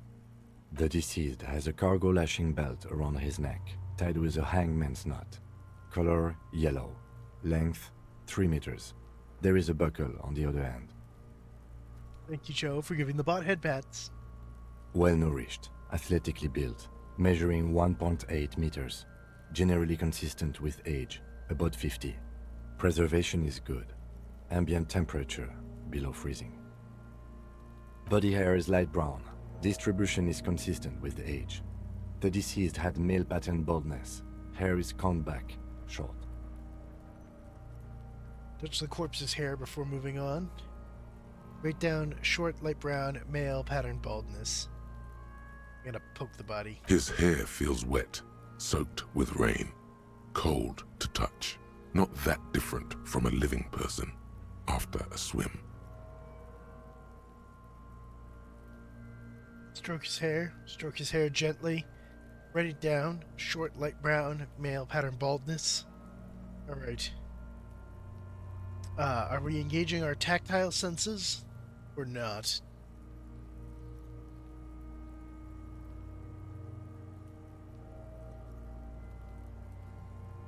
Give that corpse head pats. Alright, stroke his hair gently. The stench is suffocating. Strands of dark brown hair start sticking to your hand, like thread off a ragdoll's head. Alright. Alright, well, I know what Joe's gonna want. We're gonna keep petting him. More hair sticks to your hand. Hair off the rain-soaked head of a dead man.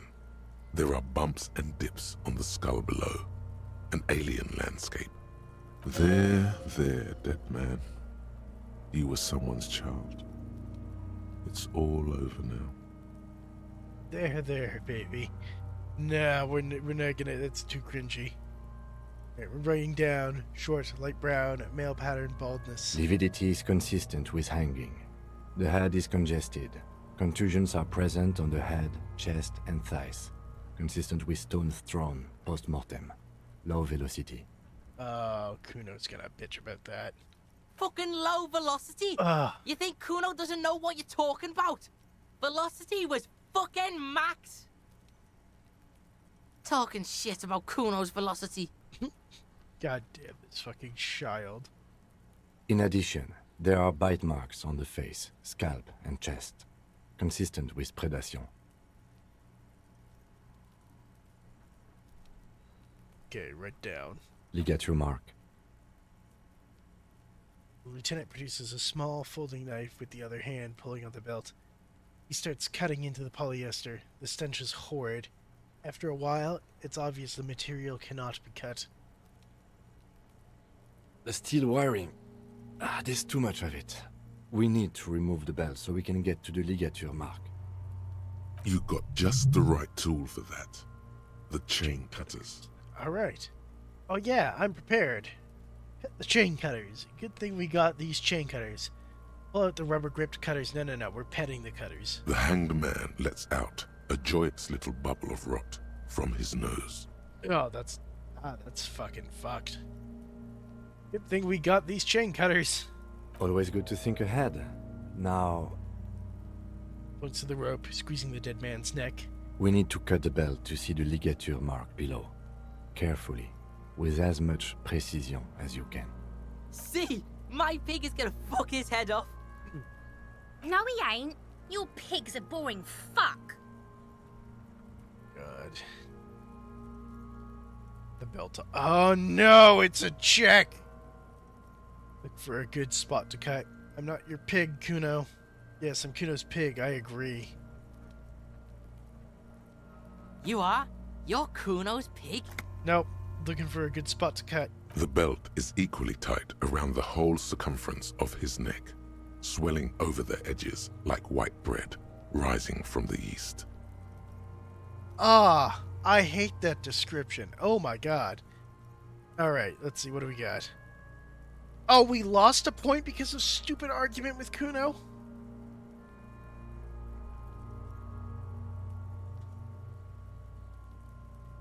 We are, shit. Okay.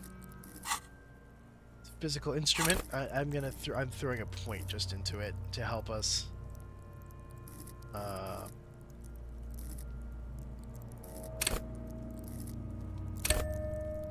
There we go. We need it here and now.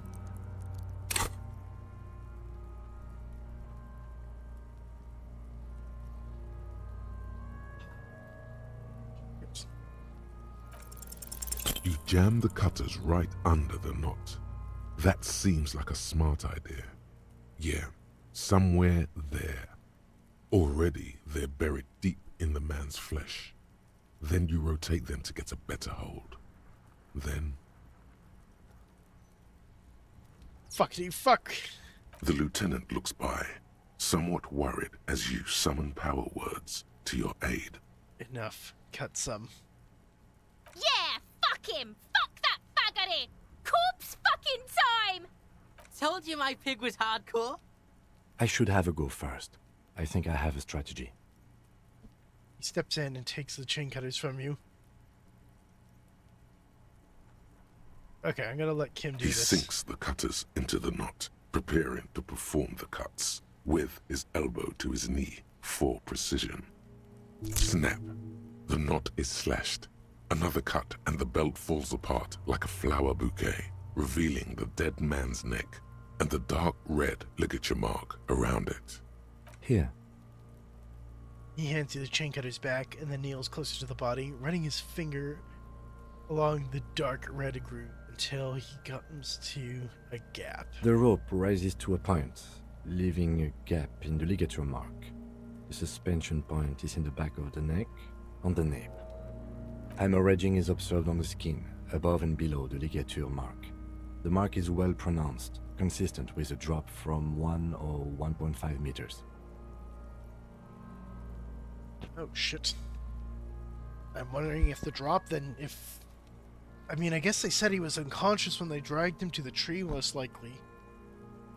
So, he was alive, and they literally killed him with the drop. Short drop and a sudden stop. Jeez. Chest is intact. Normal contour. Abdomen is protuberant. Pelvis intact. Genitalia... He pulls down the man's underpants. No! Let's get up and see! I fucking knew it! This is clearly what they've been waiting for, ever since the autopsy began. The lieutenant is trying to make it as boring as possible. Genitalia is male and unremarkable. No evidence of injury.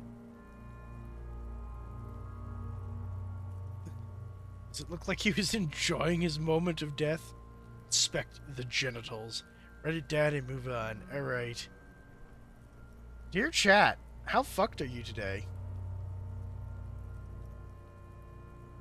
Your options are on your screen now. You can also vote with 1, 2, or 3 in the comments. I'm just letting the timer go down. Alright. We're 50-50 between write it down and move on, and does it look like he enjoyed his moment of death? Alright, I'm flipping a coin.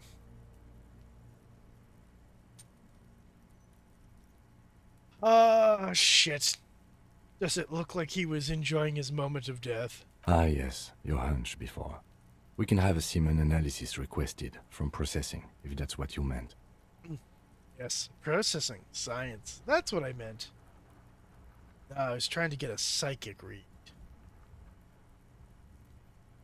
How batshit crazy are we? I think we're fairly batshit. Going with the psychic readings.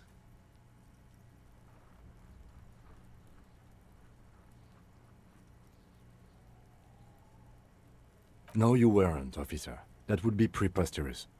Just write down that we request a semen, vaginal, and anal fluids analysis. The corpse with his pants down does not have an opinion on the subject. All he has is genitals and a deathly odor.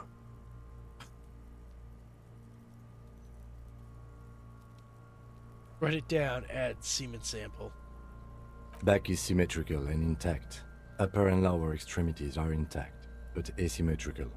There are combat injuries on the right hand, thigh, and hip. In addition, I see smaller, residual scars, too numerous to count, covering about 30% of his skin. Last item, hands.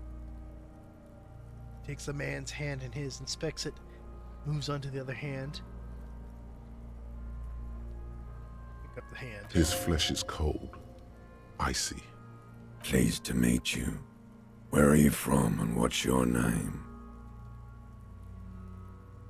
We're having one of those moments now. Yo, what if it was autoerotic asphyxiation gone wrong? I mean, who knows? My name is what? I'm only fucking with you. I know where you're from. From Cappadocia. And your name is Il Corbo. What can I do you for, Il Corbo de Cappadocia? Man, I don't know what's worse. The fact that we were on enough drugs that our brain has become this, or the fact that our brain is still like this despite the lack of drugs, and maybe we need those drugs now. It's good to hold your hand. Do you like it when I stroked your hair? I did, Kobo. I did. Reminded me of when I was just a small boy, before this happened to my face and my body. You did me a kindness there. We should do this more often. Be close like this, I mean. Maybe not. Hands are clean. No sign of injury from struggling. Were we expecting any? I was. Maybe I'm just not seeing them. Honestly, this stench is making it hard for me to think at the moment. Ooh. That's all for the external. Well done. What next? He buries his face in the sleeve of his jacket. Let's do description of injuries summary. I'm afraid we can't continue before we've gone through both the external and internal examination first, thoroughly. Tell me something, dead man. Shoot, Looney Rooney. I can't get the damn compartment in my ledger open. The blue heart. Oh, that's good shit. You'll love it. Just press down and fuck it open like you always do. There. Fuck it hard. Corpopo the clown. Okay, now I'm getting freaked out. He means force. It'll work. Come back later, Corpo. Amuse yourself with my frank manners and my memento mori features. If possible, also, see me in your dreams. Let's do the internal examination. Central nervous system. I have nothing. Do you have anything on this man's central nervous system? Hi, Raz.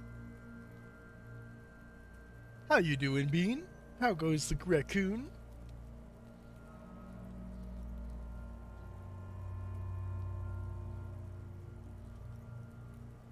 Hit you up with a shout out. Yes, Minty, the trash panda bites tail. Wow, why you bite my tail?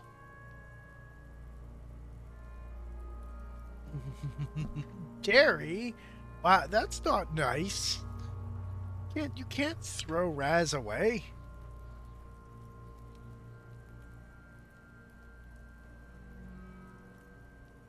Because it's there and I want it. What? You know what? That's fair. Everyone wants the tail. Of course, there is a moral to be drawn from it. A moral to this story. I may add the moral of the story. Nope, right, not applicable. Alright, which one are we picking, guys? Options on your screen now. But Raz bit you. Yeah, well, it's a sign of affection. Also, I'm a pro-grab, so I'm not exactly sure what he managed to bite there. Some electrons?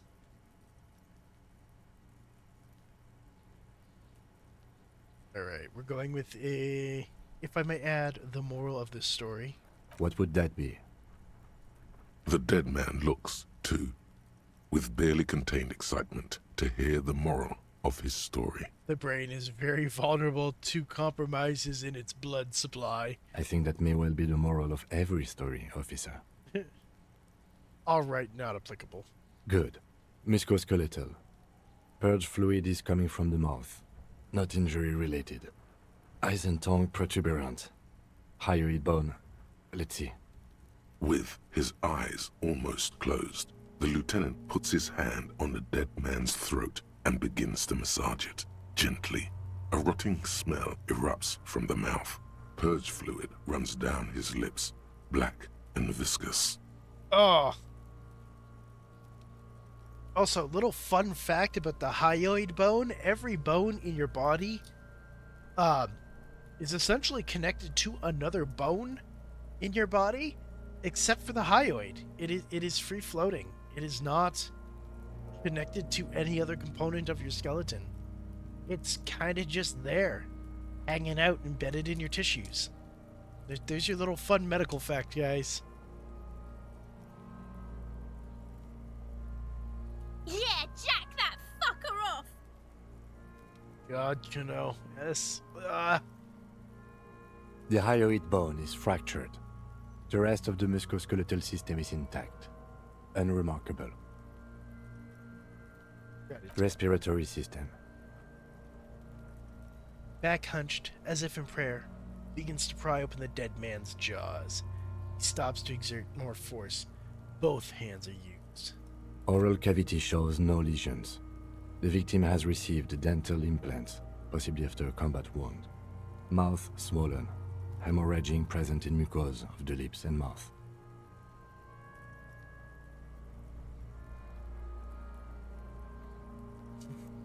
All good, Terry. You found pizza in here? Wow. Has definitely been a tail, all right. Also, yes, we are autopsying. Get the superstar smile portrait on? Yes, yes we do. We think we're some kind of superstar cop. From here, it looks as though the clown-faced man is screaming. The tendons of his jaw are torn apart. Hyoid, ripped from the force of the lieutenant's hands. Inside the dead man's mouth. No scream, no sigh of relief rises from the darkness inside. It's humid there. Sickly sweet air, unlike anything living. You feel like you're about to throw up again, straight in that mouth of his. Oh, God. Hey, do we peer deeper inside, or do we just write it down? We are running the risk of puking. Right where Kim is looking.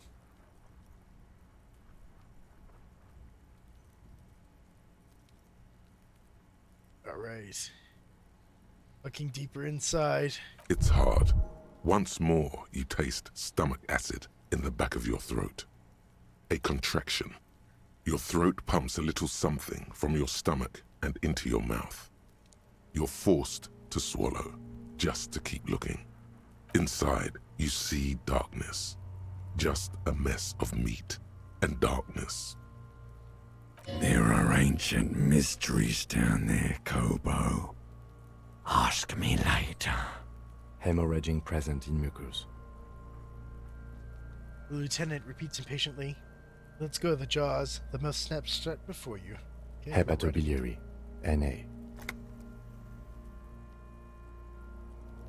He wipes his brow.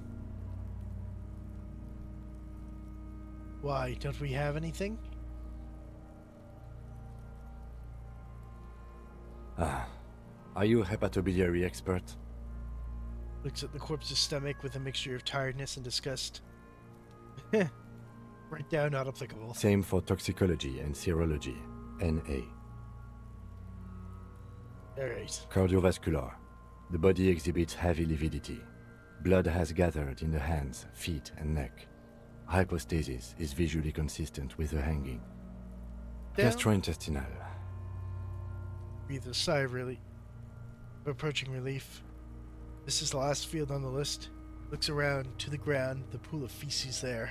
Digested semi-solid food in stomach. Voila. Touches the corpse's bloated lower abdomen briefly. Write it down. Omit the voila. Do we omit or do we keep the voila?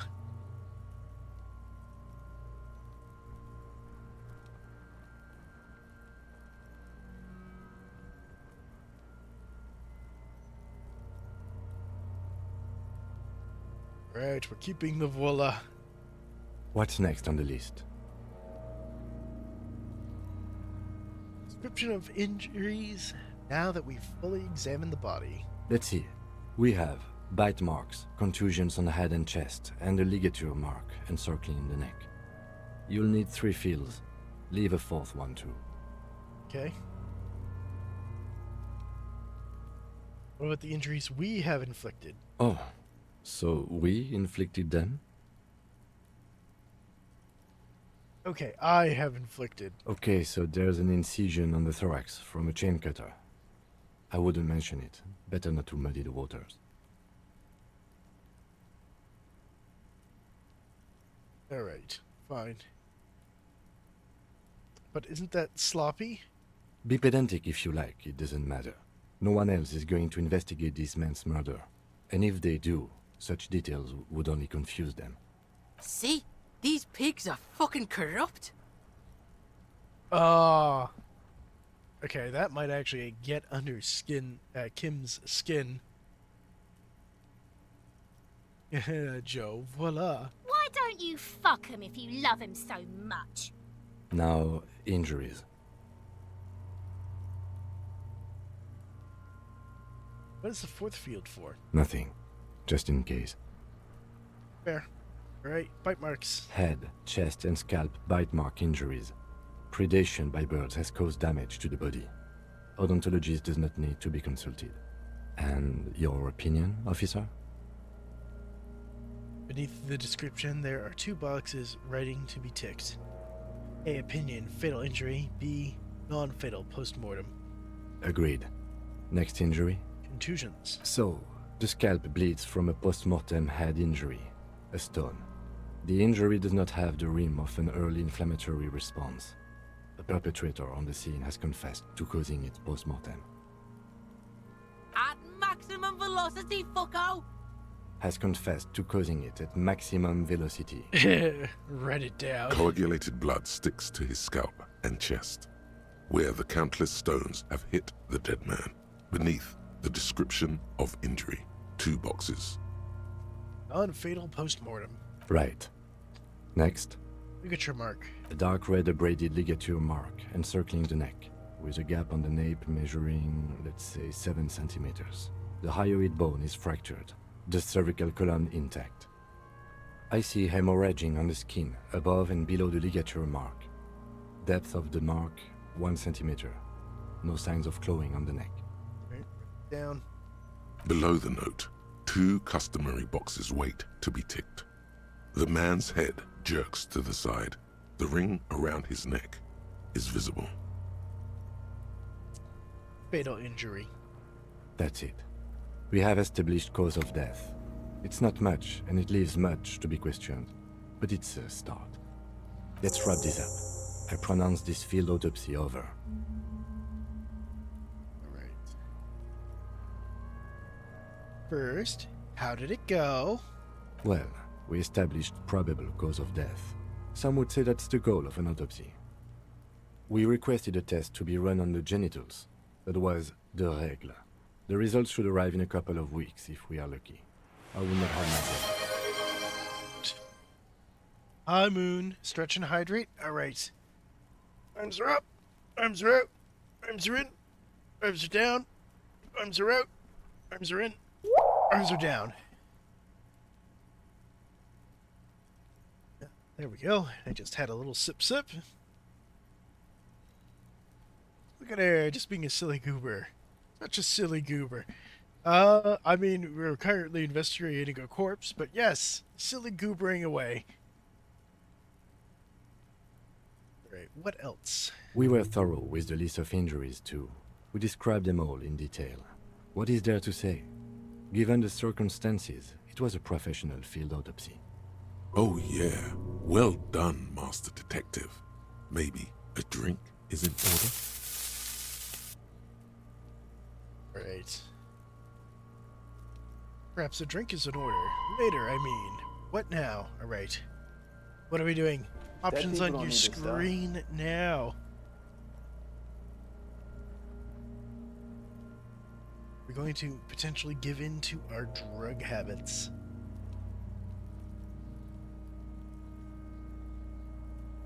Alright, 100% for drinking later. Now, you see, that worries me. You will die if you drink. You know that, don't you? You are proving a useful detective. The organization would miss you. Damn, Kim. Oh, okay. You're just gonna give it straight like that. You will die if you drink. We're on the... I mean, to be fair, we are on the verge. We almost died from, the smell of a corpse. Hell, we almost died from sitting in a chair earlier. Please get yourself together. The lieutenant from Precinct 57 thinks. Alright, what now? Conclude. I need a copy of that autopsy form. Then I will drive him to Faubourg.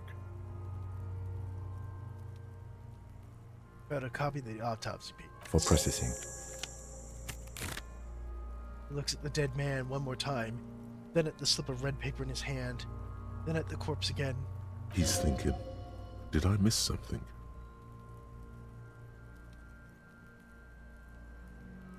-1, established probable cause, and that took us away.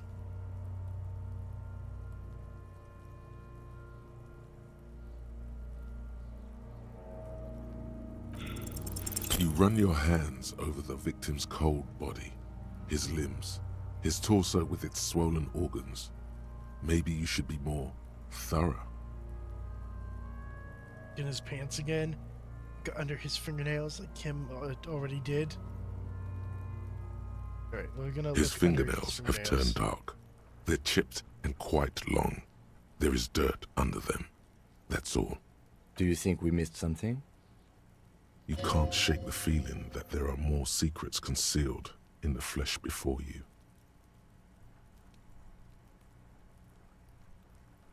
Yes, there's something we're not seeing. Okay, well, we are in livor mortis here. He is disintegrating.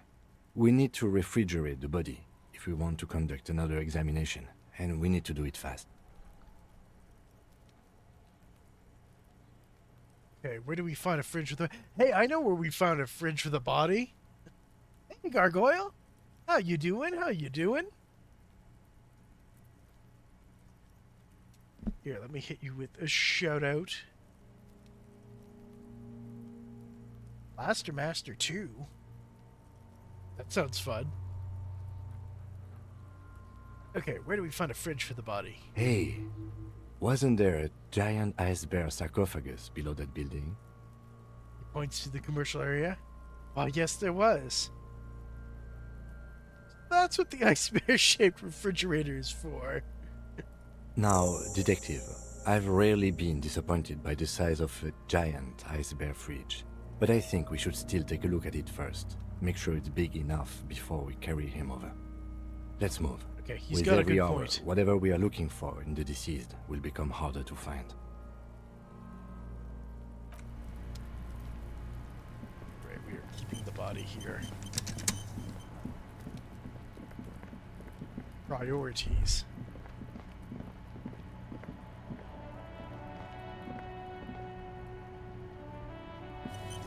Autosave because I'm paranoid. That's what you're playing tonight? You're ahead of yourself? Ah.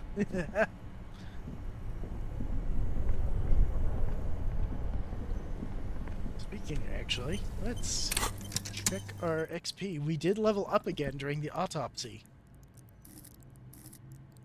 Alright.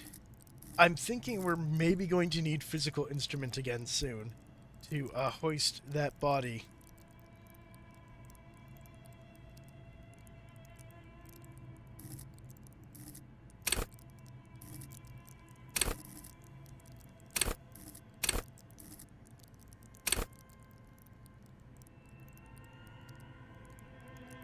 What do you think? Physical instrument for carrying the body?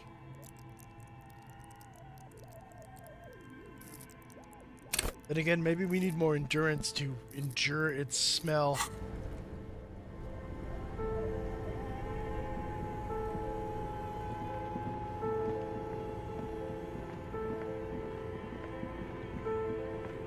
Okay, we should probably turn on power to the ice bear.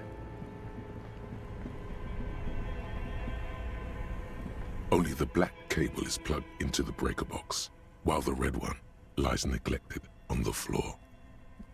Plug in the red cable. Somewhere in the dark, a giant electrical mammal stirs to life. Something close to you dies with a soft electric purr. Why did you do that? It's black, the color of immeasurable chaos. It's black. It's not like it's the red one. The lieutenant raises his brows. I mean, we've already figured out what the wires do. You know, sometimes I'm impressed by this game by how much it pays attention to stuff in the environment, but then other times it's just kind of like...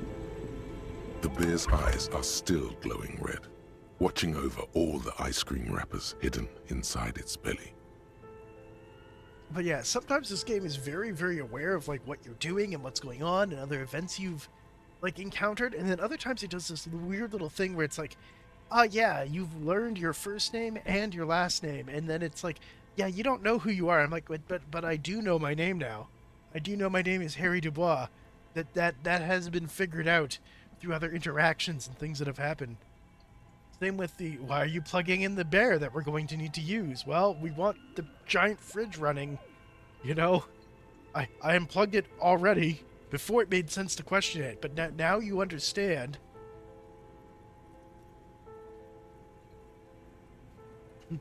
Maybe. So what do you think of this fridge, Kim? Looks big enough for 2 corpses. Oh, that sounds sus. It's certainly an eccentric choice, but it is capacious and cold enough, too. But the optics on this are awful, he thinks. We need to be as silent as we can. Shall we go and get the body, then? I'll take the head, you take the feet. The stairs won't be easy, but we'll manage. Okay, let's do this. The Clap body your hands. is heavier than you expected, and stinkier. It takes half an hour to get it down to the bishop, then 10 more minutes to stuff it into the fridge. The lieutenant takes a step back to admire your handiwork. Okay, I'm just kind of glad that we didn't have to roll any dice checks to see if we could actually do this shit. Holy crap. Beautiful. A dead body in a nice bare fridge. This is some of the best police work I've ever done. Oh my god. I don't know how to even... Oh. Great. Really? You think it's good work? I'm not sure I believe you. No, not really. Look at that. What have we done? We stuffed a dead body in a nice bare fridge. This story does not leave this room. He means it. He doesn't want to be the Ice Bear cop. This is fair. That would be the name that would always stick. Let alone any more dialogue about it falling to pieces. Yeah. I think this is a glorious achievement, and people need to hear about it. We did our best with the means at our disposal. Yeah, I'm not proud either, but we did find a fridge.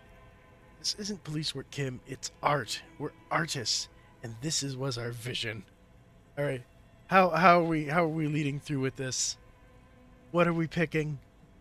Options are on your screen now.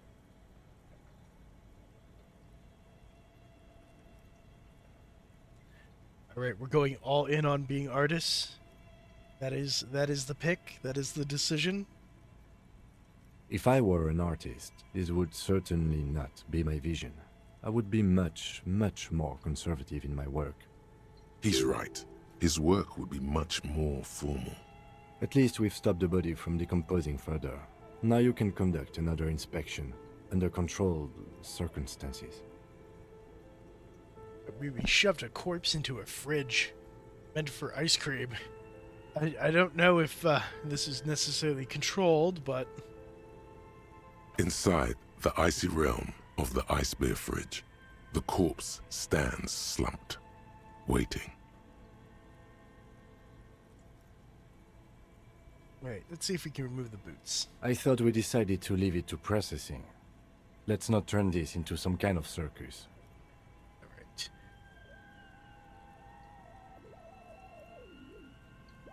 Tell me something, dead man. Shoot, Looney Rooney. At the autopsy, you said you had ancient mysteries. Oh yes, Kobo mi Lobo. In the gift horse's mouth. Tracts and wakes and waterways. Ancient materials buried. Yeah, but where? Just a small gulp away, my beloved Kobo. A small gulp away. Got it. Drink alcohol, regain memory, maybe. How do you like it in the fridge? I like it a lot, brother. This really is your finest hour. You're a genius. A regular Copperangelo. God. Well, we did get XP for that. Come back later, Corpo. Amuse yourself with my frank manners and my memento mori features. If possible, also, see me in your dreams. Okay. Did we try to boost our perception? And then examine the body again? What do you guys think? Do we throw a point in here?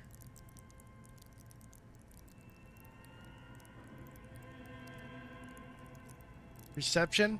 Yeah? Alright.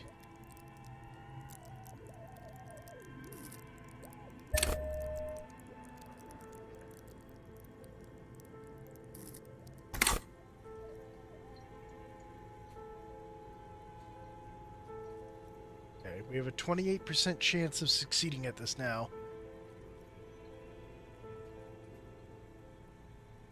Actually, you know what? I'm gonna do that. Is there anything here that boosts our perception that I could be wearing?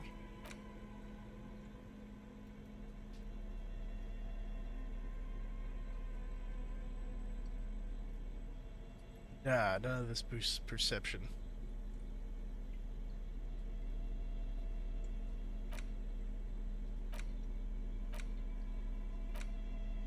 Yeah, we've collected quite a bit of things.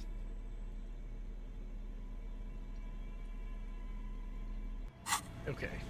The bear's eyes are still glowing red. It's...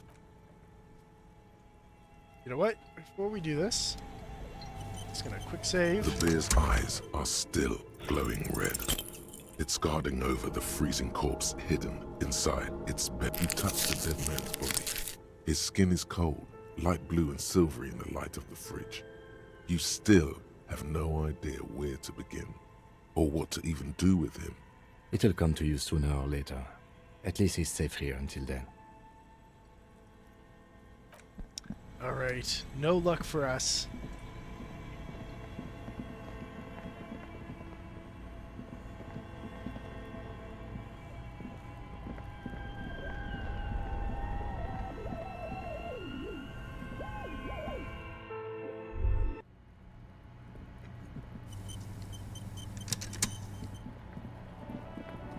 Man, this feels good. We no longer have a corpse dangling from a tree back here anymore. We have made progress. Alright. So the next thing was... they wanted us to go and open a door. I think it's this one. Over.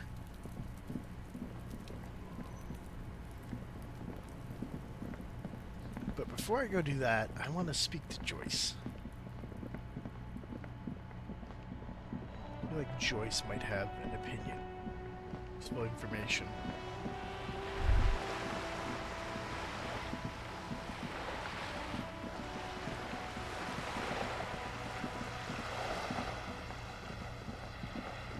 It's dinner time? Alright, have good noms, Joe.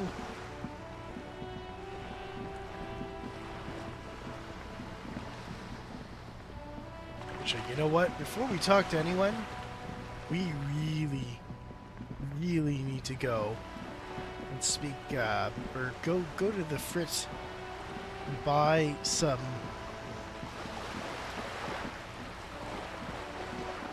Measurehead and some magnesium. What is... There. Working class drunk. You know what this means, right? Case solved? Cracked it. All in a good day's work. Wait, what did I crack exactly? What do you mean, what did I crack? Look at how working class that drunk is. It's her husband, the missing husband? Oh god, this thing again. Oh no. It's the future leader of a proletarian uprising. It's, some third option? No. Stop goofing around, recruit.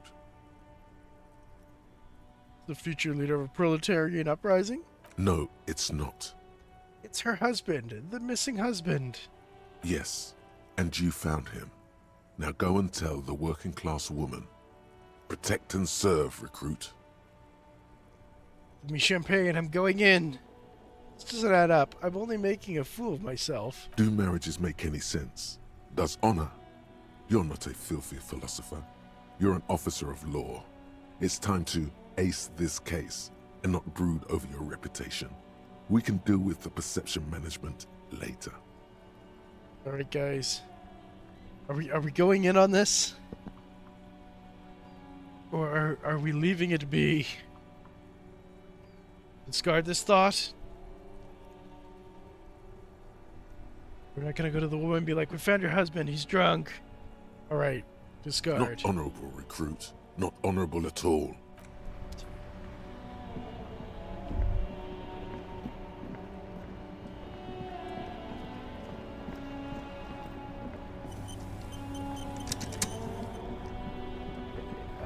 Frittte is over here.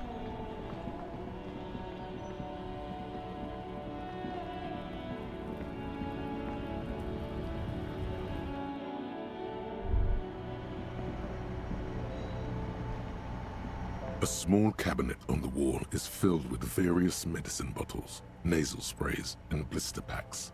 They all bear the Saint Baptiste Pharmaceutics logo. Okay, this gives me 3 health.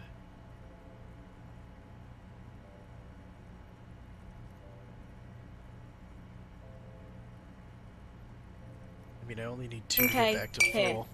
I hope Saint Baptiste makes you feel better or something. No gamma, plus 3 morale. We need that. Okay, here. I hope Saint Baptiste makes you feel better or something. Okay. Yes.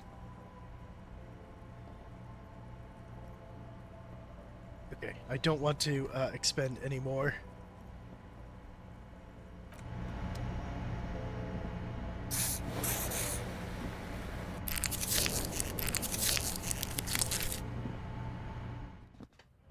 There we go. We're back in it now. We do have one small problem. We're back under our halfway limit, and we're through more than half of the day on getting the funds we need to keep going.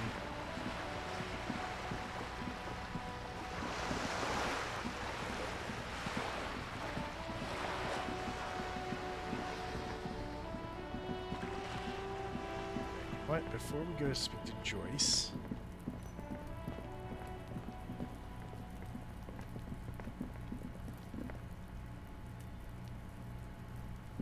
it was it's in our journal here.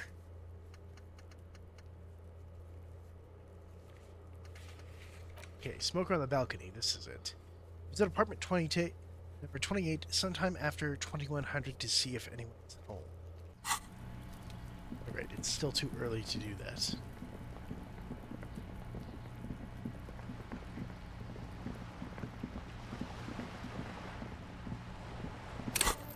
So, take that pry bar out of my hand.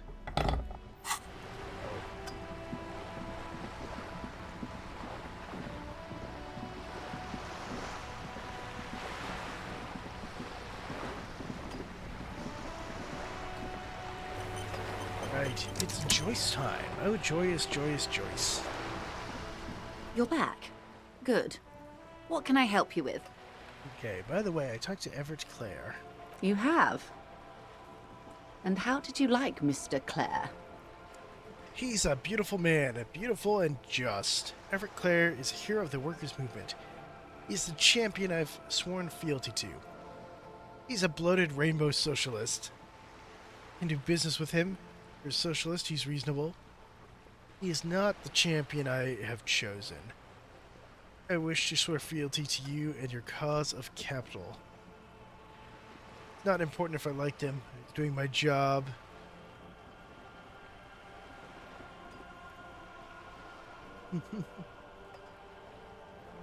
I mean, I personally didn't. Oh, come on now. He has his uses. How else would he have stayed in power all these years? Or wait, actually, She answers her own question. corruption. That's how he's done it.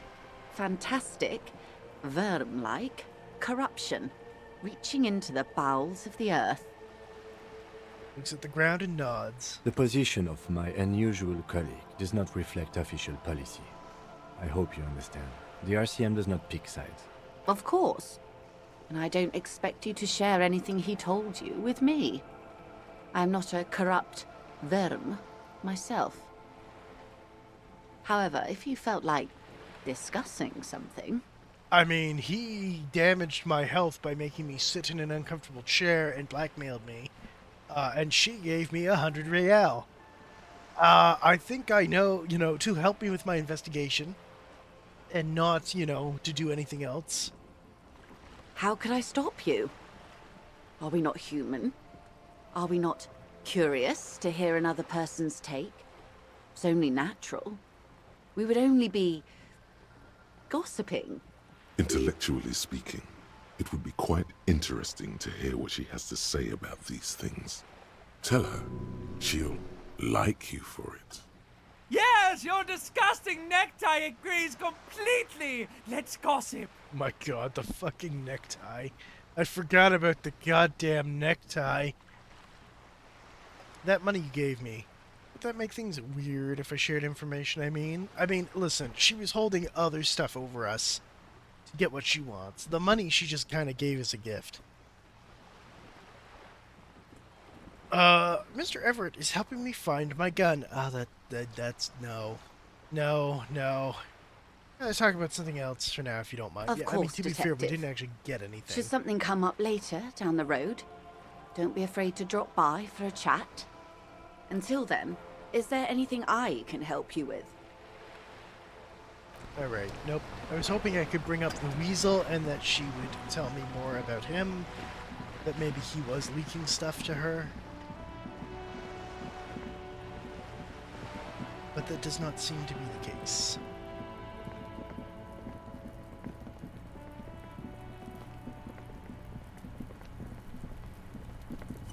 So then, this becomes the next point. This must be it. The basement door is weather-worn. The copper nails holding the upholstery in place have turned green from sea air, and there's a knocker shaped like a lion's head. Let's see if we can hear anyone inside. The leather upholstery is worn and rough against your jaw. You don't hear any movement. In fact, it's oddly silent in the yard around you.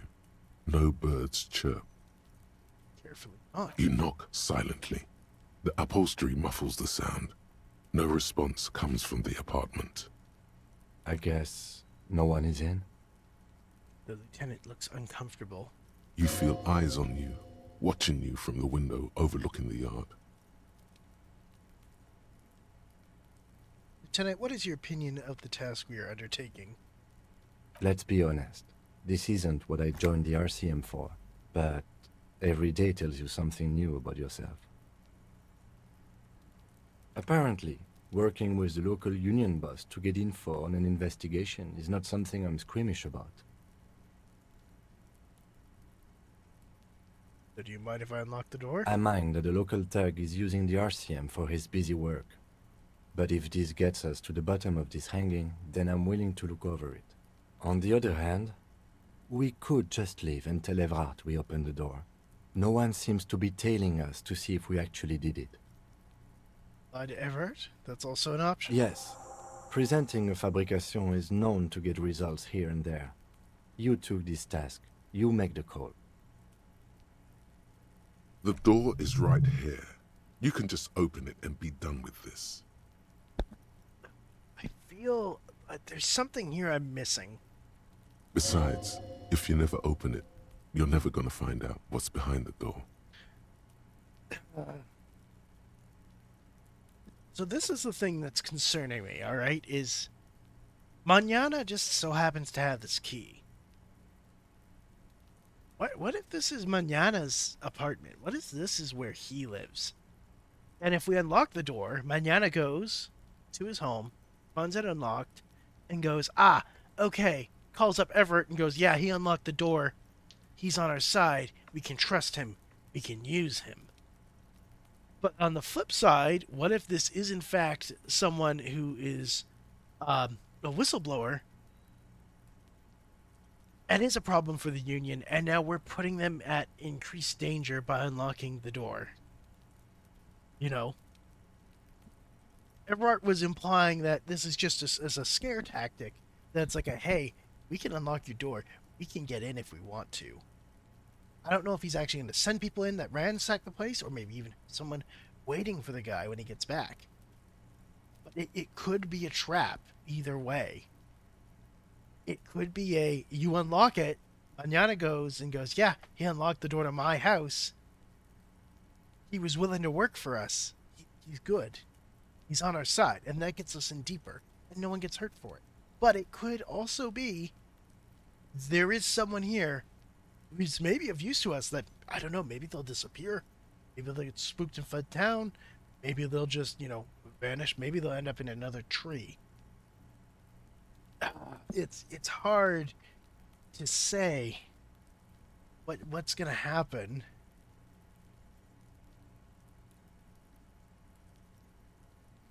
I'm on the fence with this, but I'm going to leave it up to you guys. Do we leave, or do we use Manana's key to unlock the door?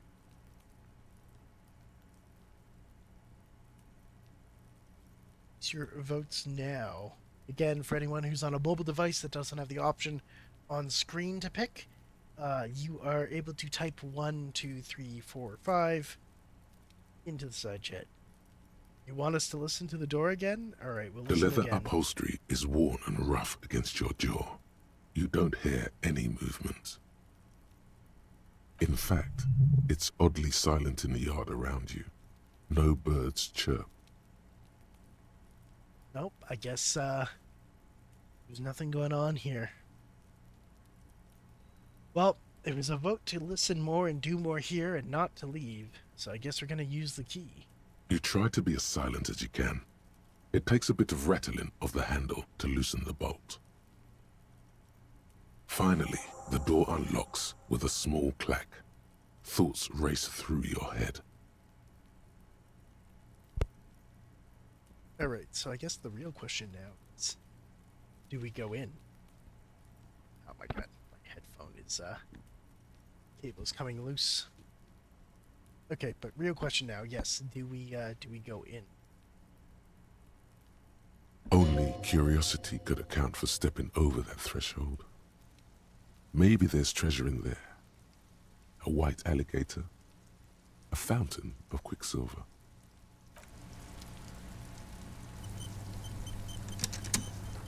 Alright, we're going in. The best lead that we have so far. What is this? Magnesium.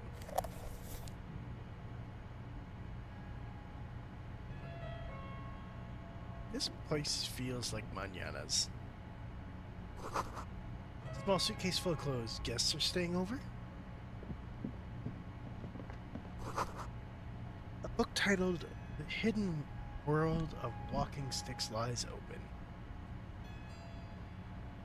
Wait, is this the cryptozoologist's wife's place? You can almost feel the warmth of the red sun on the flag. A row of mugs sits on the shelf. Each one depicts a human figure. A dark-skinned woman grinning amidst mysterious symbols. A broad-shouldered man shoveling potatoes, and others. Tap on the mugs. A little ring. Though cheerful, the images on the ceramic make you vaguely uncomfortable.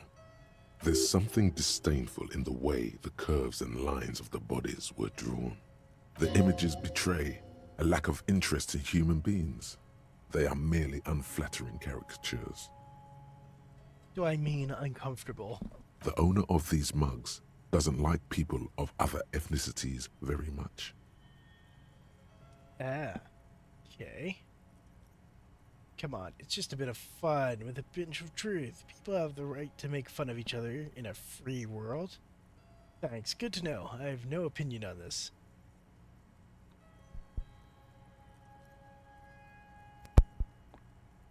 Yeah, okay, the wire just fell out of my headphones. God damn.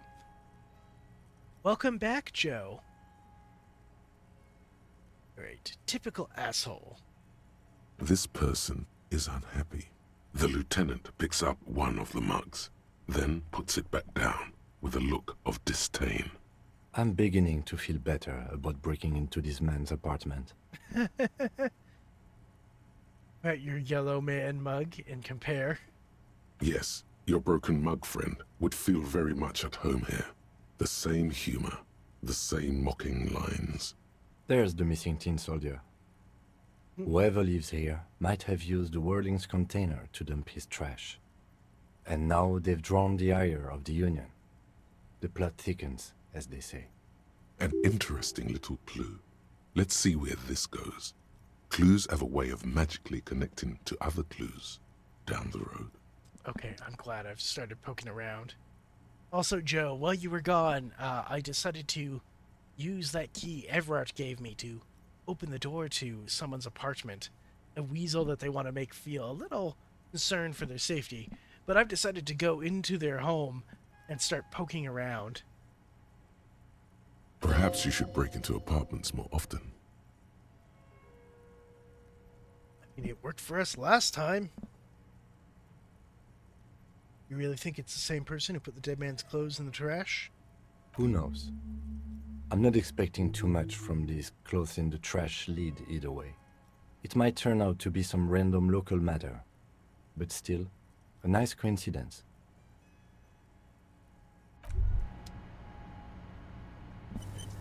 Yeah. This is the flag of Revachol, the suzerainty.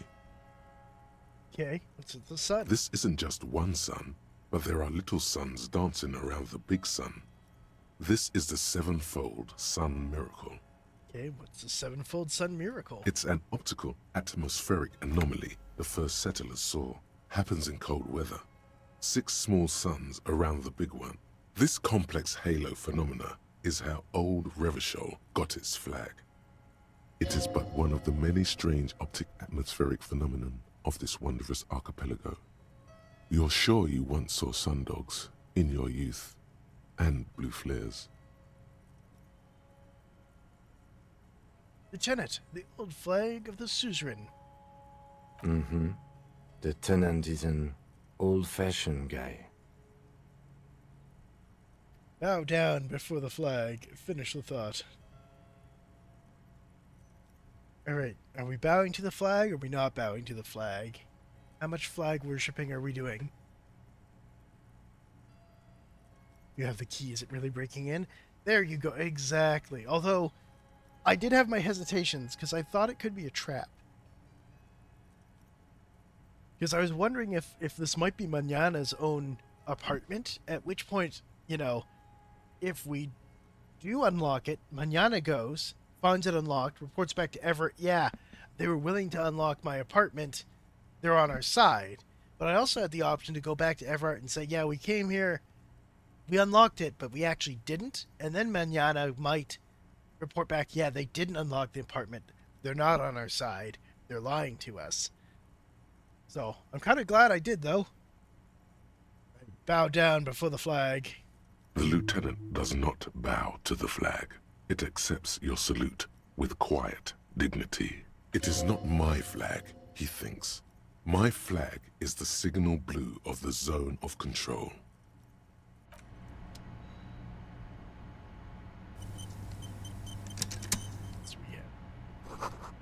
Whoever lives here admires fair-haired fantasy heroes with big muscles.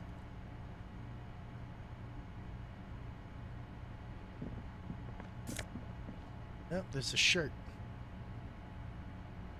Taking your fancy shirt. Oh shit, we leveled up again. It might be a good idea to save that for later.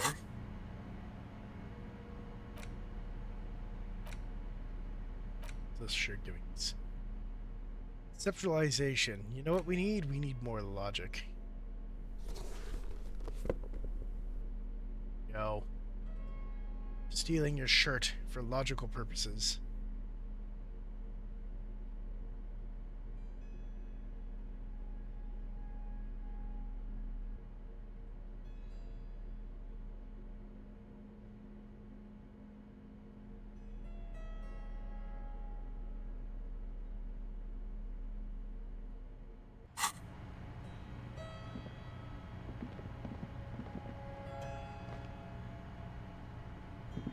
Seems to be about it for what we can do in here.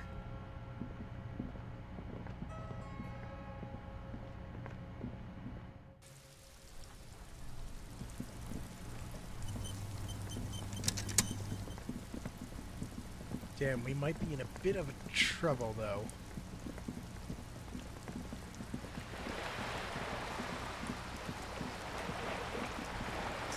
We only have 869 and we need 20 real in order to make it through the next day. So we better solve this case quick.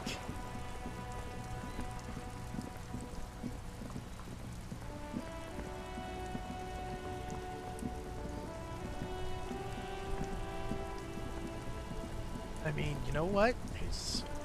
But this guy's old school.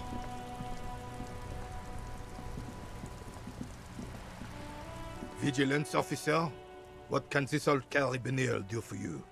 Rene, I found your guard booth. Yes, the Debardiers Union pays me to stand vigil during the night. Not out of any political allegiance, mind you. I'm an old man. Don't sleep more than a few hours every night anyway, and money is tight. He feels like he has to justify himself for some reason. You must have seen something on your night of the murder. Booth looks right into the yard. Yes, it does. Unfortunately, I wasn't working that night. Been on a 2-week leave since last Monday. God damn. Just can't catch a break. Hold on, why are you on leave? It's a private matter. Nothing to do with your investigation. You see, officer, Rene is the kind of man who would rather die than admit he needs medical assistance or, God forbid, sick it. A real man's man is just gonna ride it out. I'm fine, goddammit. Mind your own business. It's nothing. Just got to cut back on coffee. So who is working your shift that night? No one. The boss has been unmanned since last Monday. There's no other guard. It's just me. No one has been guarding the container yard since last Monday. Yes. It's not actually an issue. I mean... Look, officer. The container yard doesn't actually need a guardsman. Never had one before Rene. Monsieur Claire had that booth built specially for him. It's mostly decorative. It's mostly decorative? The possibility of someone being in there is enough to discourage any ill-minded individuals. Evart created this job for Rene because he knows the Royal Carabiniers' pension of honor and PTSD isn't something a man can live off. A decorated Kingsman collecting tear reflects bad on the whole neighborhood. His words.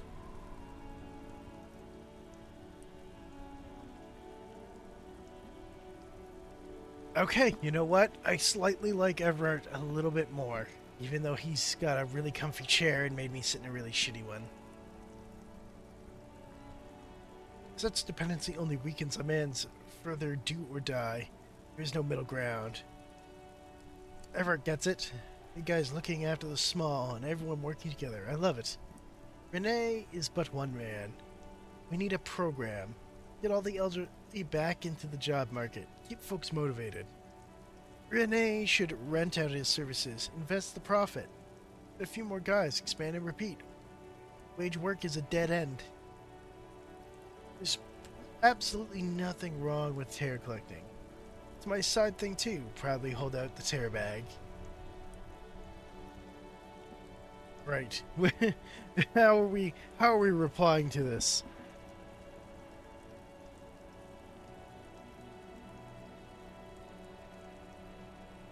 We're gonna show him that we collect bottles for a living.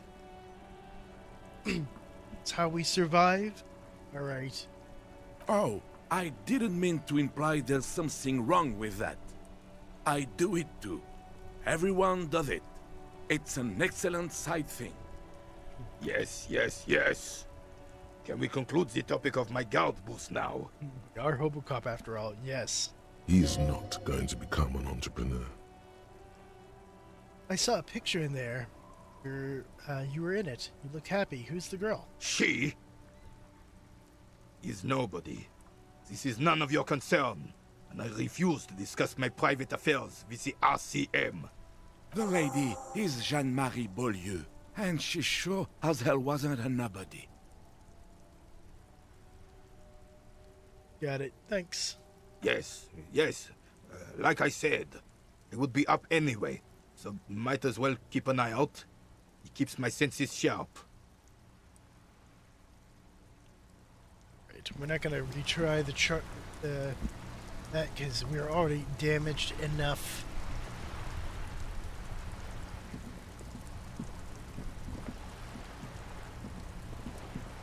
Can we go this way anymore? No. Out. Gotta go? Alright. See you, Crazy Kane. Have a good one.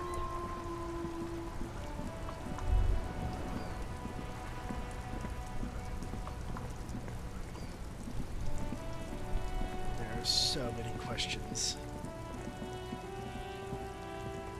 Is this bridge still out?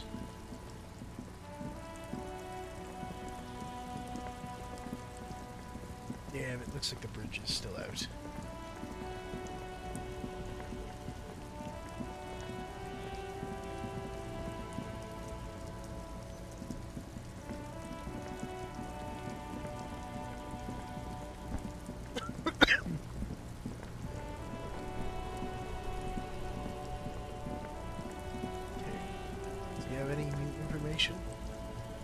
You see a Samaran street vendor surrounded by a motley assemblage of goods.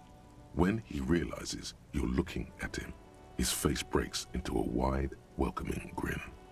The name Siileng is embroidered over his breast pocket. Happy shopping, officer! Everything's cool here. What's so cool? Everything's cool. The goods are cool, the customers are cool, the place is cool. And one more thing, officer, you're very cool. Bang, bang, bang, bang! Really? You think I'm cool? Oh, yes! You got style. You got personal style. You know what you like. He surveys his consumerist kingdom with an air of satisfaction. You like premium menswear. Look around and browse. Everything looks cool on a guy like you. Take your time. Settles back into a pile of boxes he's sitting on. Don't be distracted by the flattery and funny man act. Questions.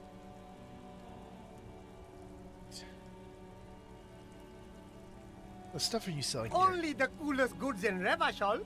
I've got sneakers, speakers, extremely comfy pants too. Try them on right here. No shame, only freedom. You have a permit to sell all that? Good joke, officer! Here we don't have permits. Just economic freedom. Take a look around. Takes a deep breath. You glance around the decrepit buildings, the miserable weather, the sidewalks strewn with sunflower seeds and a dust-choked air. It's beautiful. Beautiful freedom. Kim, is it true he doesn't need a permit to sell? It is, yes. Anyone can set up their shop whenever they feel like it. That's right. No permits, no bureaucracy. That's why this city and its law officials are so cool. Wait, but what are we doing here if there are no permits? Look at Kim, the police insignia on his sleeve. If you wanted to be cynical about it, you could say we are here to protect the interests of property holders. I'm not, however. Hi, Patch. My man, officer, you make all this possible. Without you, This climate would be extremely bad for business. You're part of the Gossamer state. How you doing, Patch? How goes the good little Durg?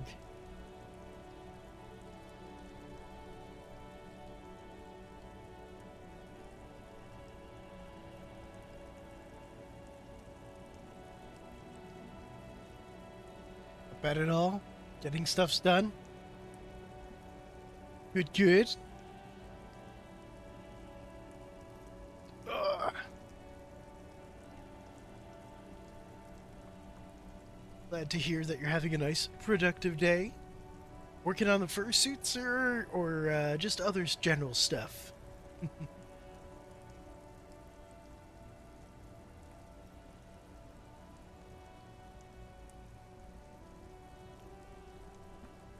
Gossamer State? Right, this is cool. Hip in almost non-existent state apparatus. So cool.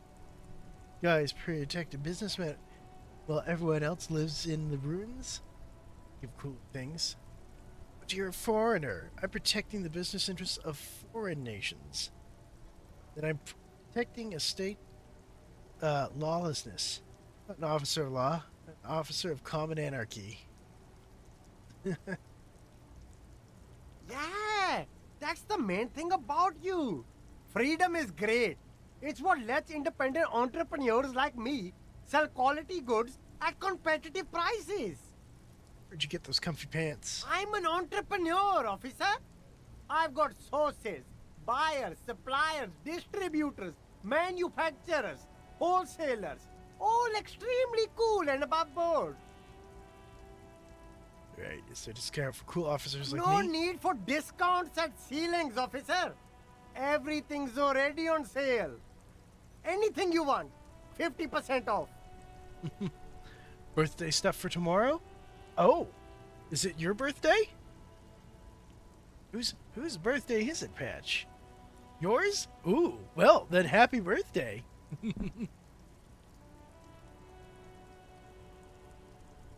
Man, I hope you have fun then. I hope you have a nice, good party. So, I feel like that'll be a given. Everyone likes you, Patch. Anything for you. Let's see. Where are you from, Siileng? Me? It's a boring story, officer. Who cares about the past? I'm all business now. All Revachol. Oh, is it, is it going to be a VRC event? Because, yeah, I will absolutely be there for that.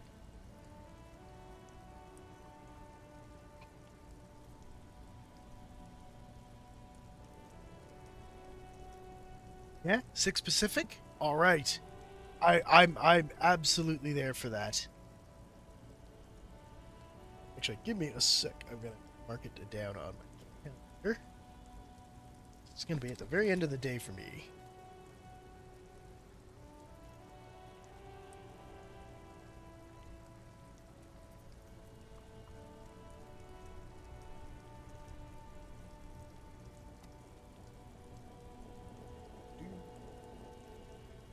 Set.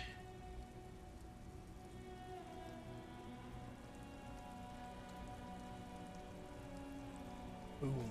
There we go. It's on my calendar. I've set the time aside for you.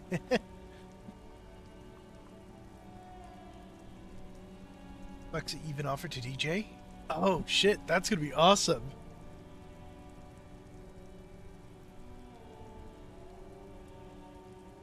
Yeah, and you end early, so I can never raid you? Yeah. It's fine. I don't need raids. I just need cool beans to come hang out every now and again. Speaking of which, guys, if you're not following Patch Dragon, definitely go and show them some love. Need all the raids. I likes you. Aw, I appreciate that. But seriously, guys, go click on Patch's name there in chat or the link, and you know, if you want to give him a nice birthday gift, if you haven't given him a follow, go hit him with that follow. Fish hug. I have been fish hugged.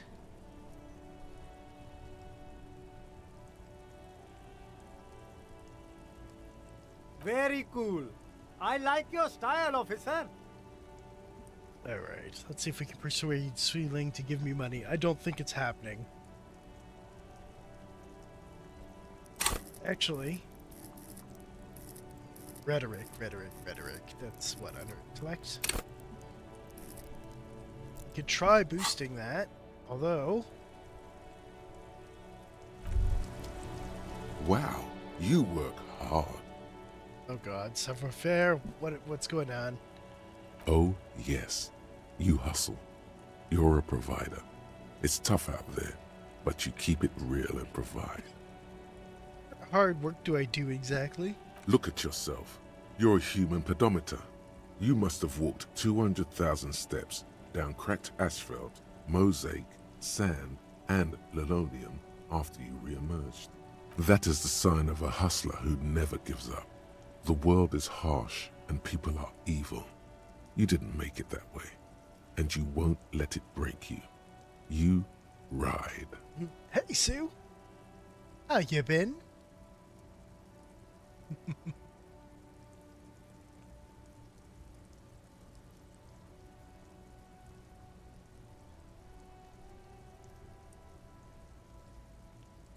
Patch has fish.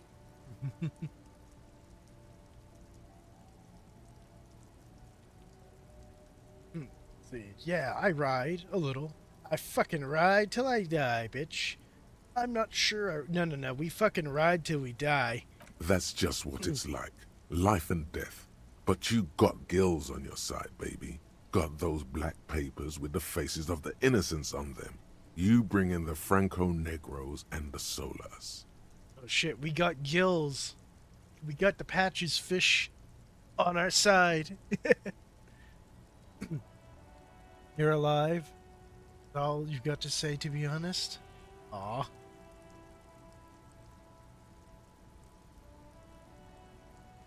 Yeah. Yeah, whatever kind of day that you're having, Sue, I hope you have a better one. Afternoon, more like. Well, the day's not over yet, which means there's always a chance that it can get better. Especially if you've hit a low point, then it definitely can only get better. It ain't easy, but you do it. Day in and day out. You didn't make the rules, but you won't lose. You're a cop, and a sprinter, and a money printer. Ah, I see. Yeah, no, that can be rough. But eventually can get through it though. I believe in you. I think we all do.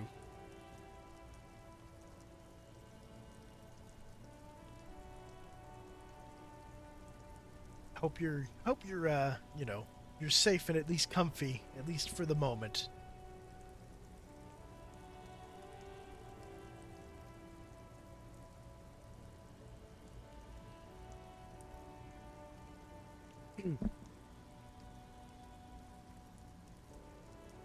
What do we have here? And yeah, I did take that bribe from the Joyce woman. You could say I took some money from that Manana guy too. Oh, and then there's pawning stuff off to that suspicious war guy. Guess I've made some gills, sure. Sure. And has it been easy? Is life easy? Have you not gone into cardiac arrest? Are you not about to have an anxiety attack or shoot yourself in the mouth? But you still hustle 24/7, ride or die. Now, ask yourself. When you're bad, you're comfy? Good. You deserve to be nice and comfy in bed.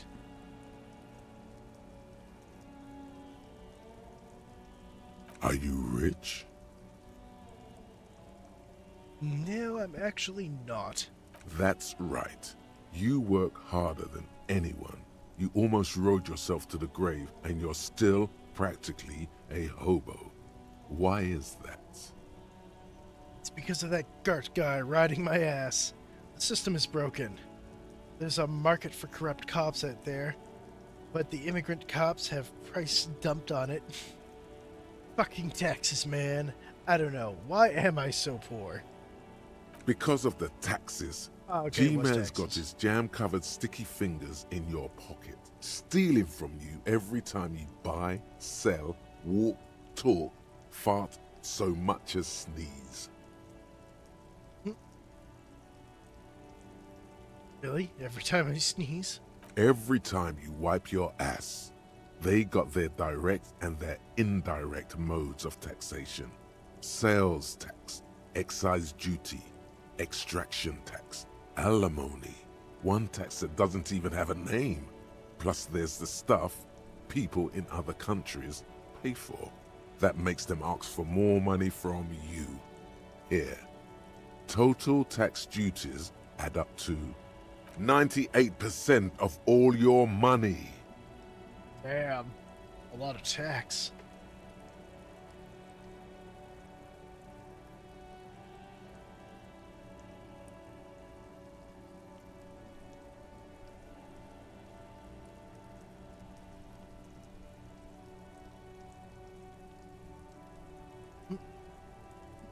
Listen, Sue. A soft, colorful, big pillow is sometimes the best thing in the world.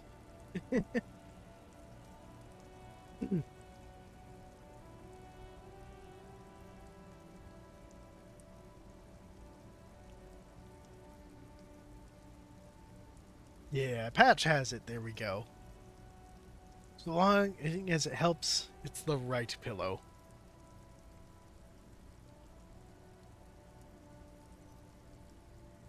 What's there? 98% of all your money. No fucking way. I guess I'm a free market fundamentalist now. Opt in.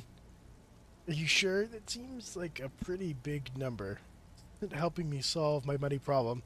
It's only me feel making me into a free market type opt out. Alright. What are we doing, guys?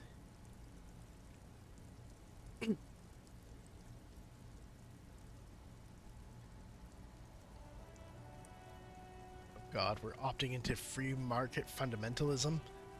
Ah, shit. Okay.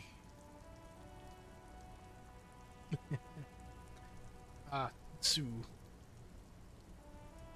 I hope you stay safe, though. I hope you stay comfy.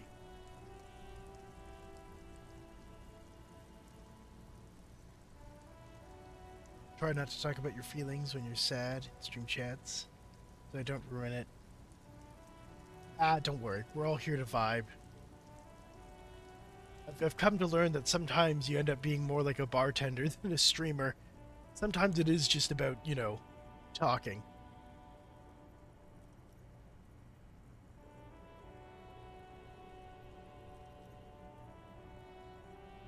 Here you go, hustler. Fight the righteous fight. Free the people. Keep it real. Keep it street. Keep foaming at the mouth furiously on the tax issue. Ah, boy. Oh, we have that in the thought cabinet now. Indirect modes of taxation. Problem. First, if you have a side bitch ideology cooking somewhere, don't sweat it. But indirect taxation for the Gossamer state is compatible with all creeds. It's cool like that. You're a cool anarchist now. Unless you don't want to be an anarchist, whatever. Stuff this meal ticket in your eye socket. Let's see if we can steal some love back from the robber barons at the Customs Agency and Banditos at the Insulindian Financial Oversight and Compliance Committee.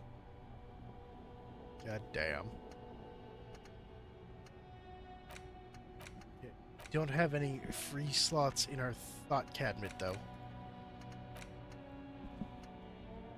I forgot that we could be putting points into those.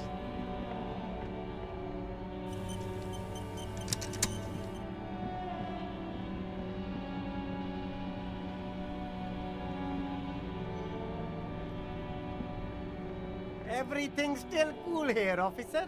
Alright, let's see if we can get him to give us some cash. No need to dress this one up. Just tell him what you want.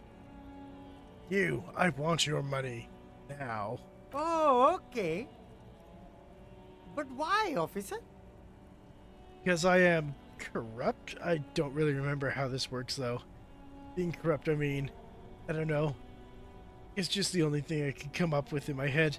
To ask you, I need money, somehow. Ah, yes. Money is very important.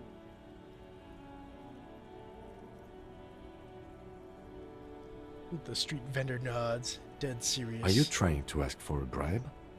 If so, you're not doing a very good job. Looks at the vendor. Sorry, detective. The man grins as if the entire incident is already forgotten. Damn.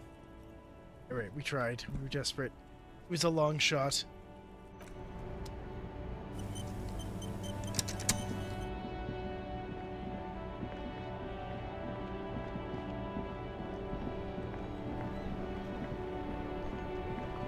Guess we go back to Evart.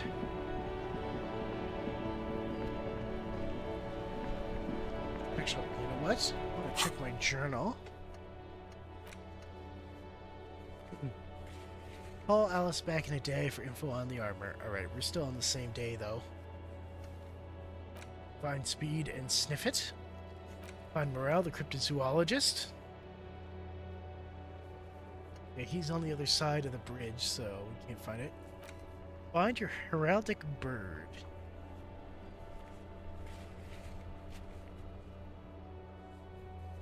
Okay. Make a truce with Cuno.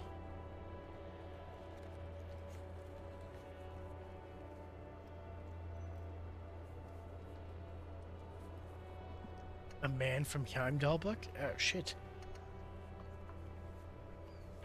The special borscht. So what's so special about the borscht that the strikers are eating? Look at the whirling and rags is making it.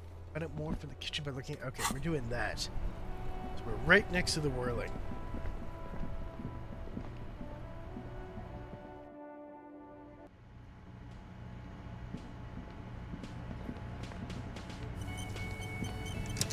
I guess it's time for us to finally interview these guys as well.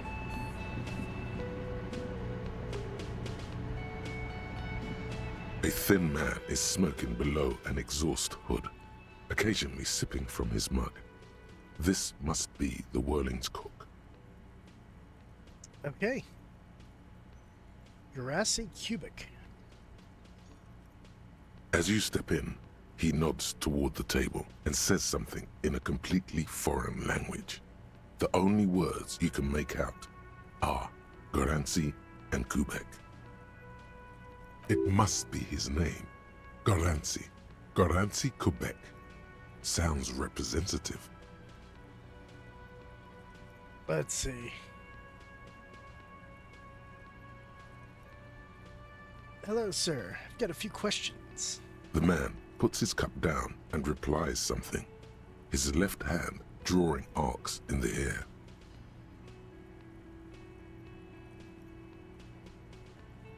By the way, we speak Revacholian in Revachol. Your Revacholian nationhood on. Do you know what's behind the door? Point to the blue door. Leo said you're friends with Manana. Is that true? What is in the borscht that you're making there? Point to the large pot. You got some impressive pots there. I don't think I need anything else. Stay masculine. Alright, I need to know about the blue door. He looks up at you, then looks away quickly, shrugging and muttering something to himself. Ah, great. Shrugging is an international sign for, no, I don't know what's behind that door.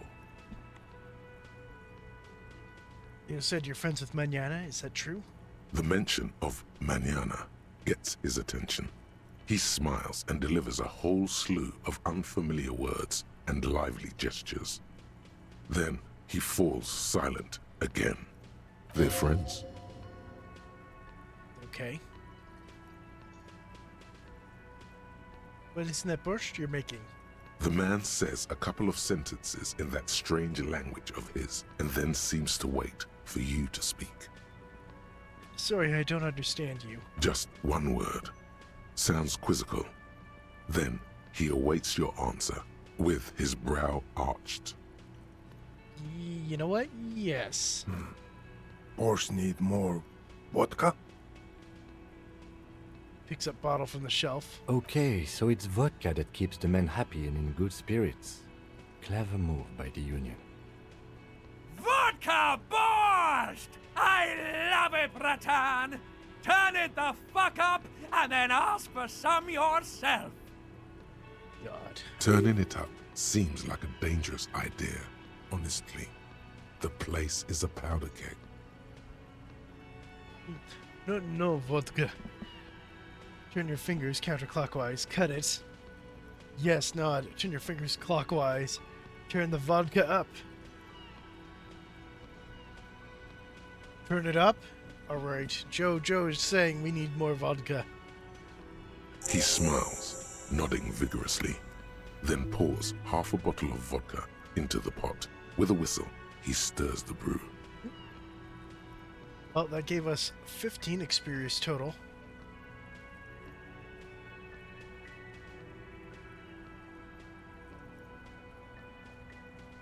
Goracy, could I have some of that brew? He smiles and nods enthusiastically, and, chattering away in his language, ladles some brew into a small thermal cup, then hands it to you. Great. Got some impressive pots there. He smiles and bangs his ladle against each of his pots in turn. It's almost like music, especially with the sounds of assorted dishes boiling and simmering on the stove. Alright, don't think I need anything else from him.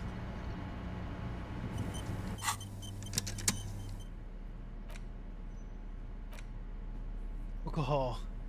Goracy's brew. -1 morale, +1 physique. Ah.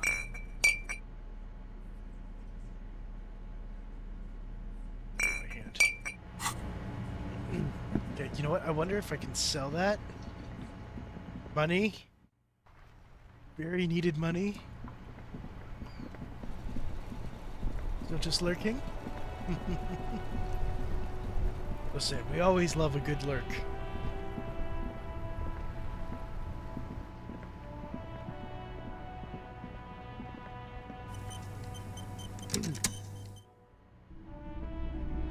Okay, Bird's Nest Roy, I want a pawn. Hello again. How can I help you? See if we can figure out what he's high on. Nope, still Damn. no clue. You obviously haven't been doing enough drugs lately. Something else to Sure. sell. Let me have a look.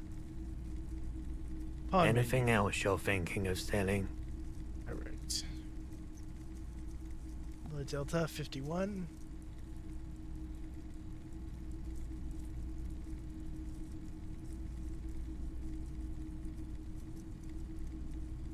I mean, that's worthwhile, and he didn't ask for it back, so.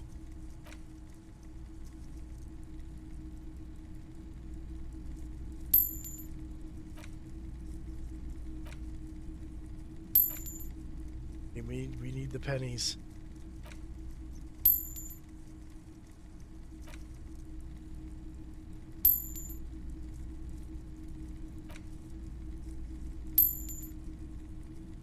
Damn. Do we sell the production filament? I don't think anything from Fortress Accident is going to help us.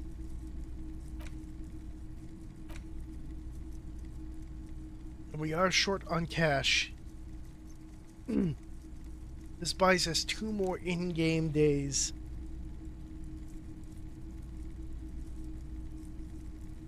To solve the mystery.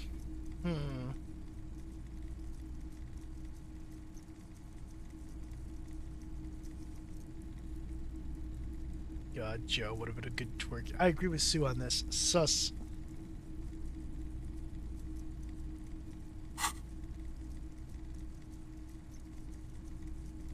I'm not purchasing any more clothing at the moment.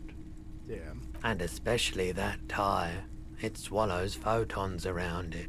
I have no need for necrotic objects. Your mother is a necrotic object! I'm fun! Look at me sparkle in the light of the projector! I was not expecting for the tide to fucking hit back. Another time, perhaps. Okay. We're at 1311. So we're getting back, which is good. Actually, did we lose our map? No, we still got to keep our map.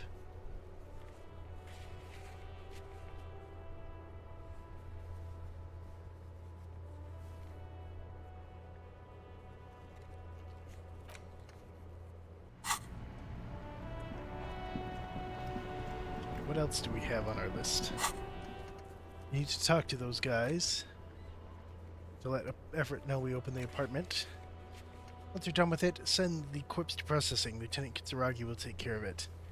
Check twice to see whether you're done with all the corpse-related tasks after you've sent the body away. Can't take it back.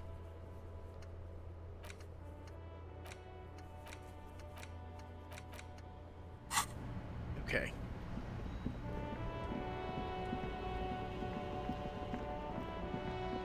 Let's go have a conversation with the guys in the cafeteria. You don't need money, we're Hobocop. Can't believe y'all think I'm sus. What have I done to deserve this? Your second last message. Actually, I guess your third last message. That. There's coinage. We've gained 50 cents worth of real. 50 real cents. And this? Yeah, there we go. Thanks for the biddies. And the butt.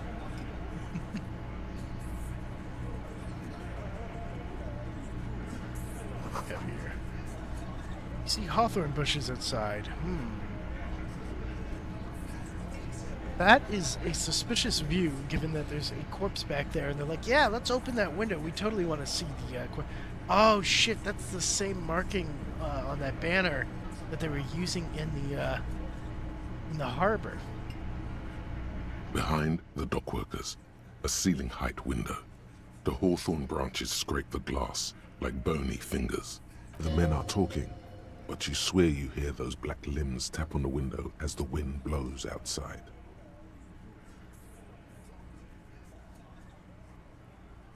It's not time yet.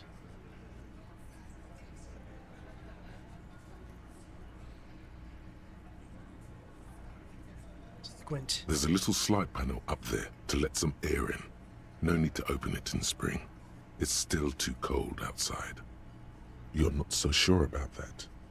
Somehow you just know there's something out there behind the glass.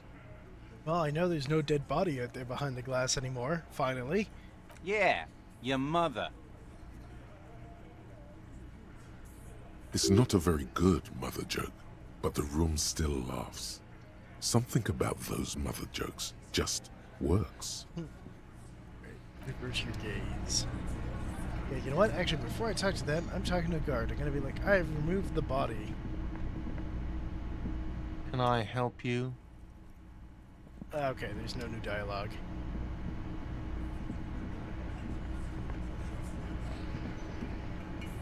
Alright, let's talk to this guy. This is where you say your bit. Titus Hardie.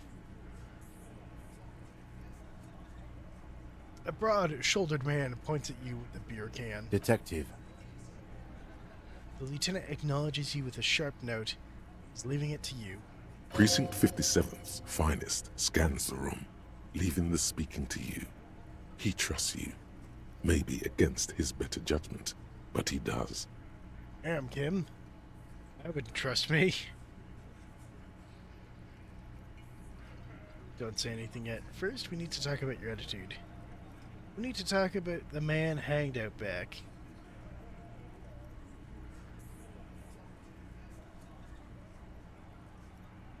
Hey, dipshit.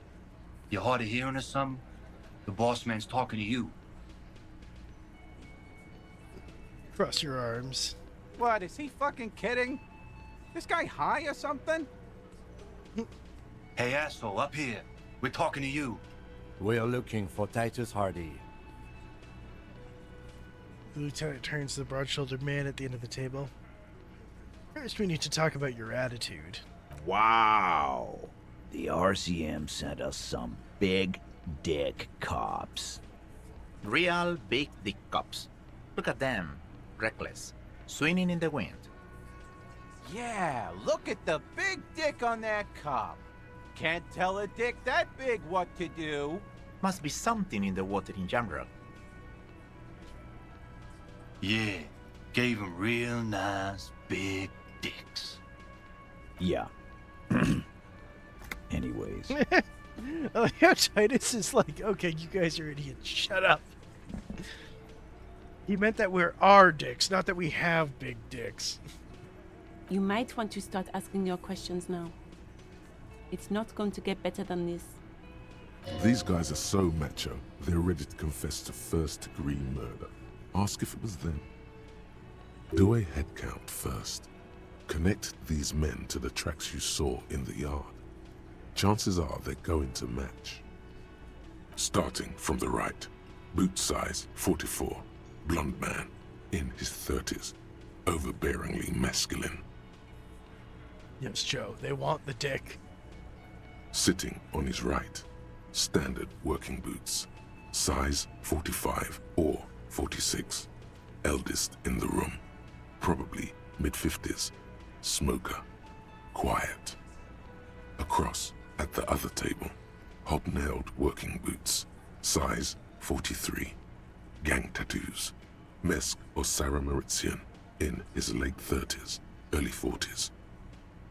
And then, standard working boot, steel reinforced toes, size 46, the big dick, wide at the shoulders and lean at the hips, rugby cap, fingerless gloves, and numerous scars, a little under 40.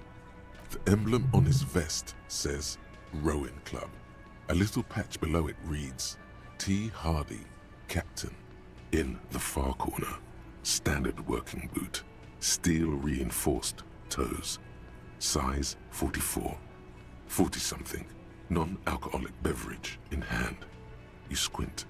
Is that a plectrum? The hell is a plectrum? Where? On his neck. Forget it. It's not important. What the hell is a plectrum? Okay, I'm Googling this.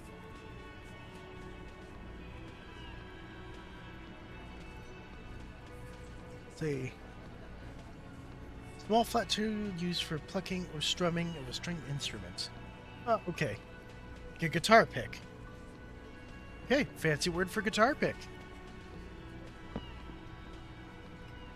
Plectrum is like a guitar pick? Alright, thank you, Joe.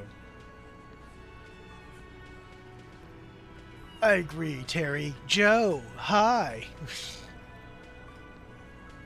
Let's call this one the musician. Right, the musician. Size 41, with the light step. Not a child, after all. An older man with a rat face, mean, watery eyes, and 2 front teeth missing. In the middle, heaving and wheezing. Big guy, boot size 46, deep marks. Probably carried the victim over. He, alone, is 130 kilos. Add the man in armor, and you could easily exceed 220. Fat Angus. In conclusion, these 7 are the actors on the crime scene. The footprints were theirs, but there's a discrepancy. What have them missing, the odd soul? Exactly. You've stood there for about 4 seconds, not saying anything. Hit them with questions. Where's the 8th Hardie? The fuck is with you, fella?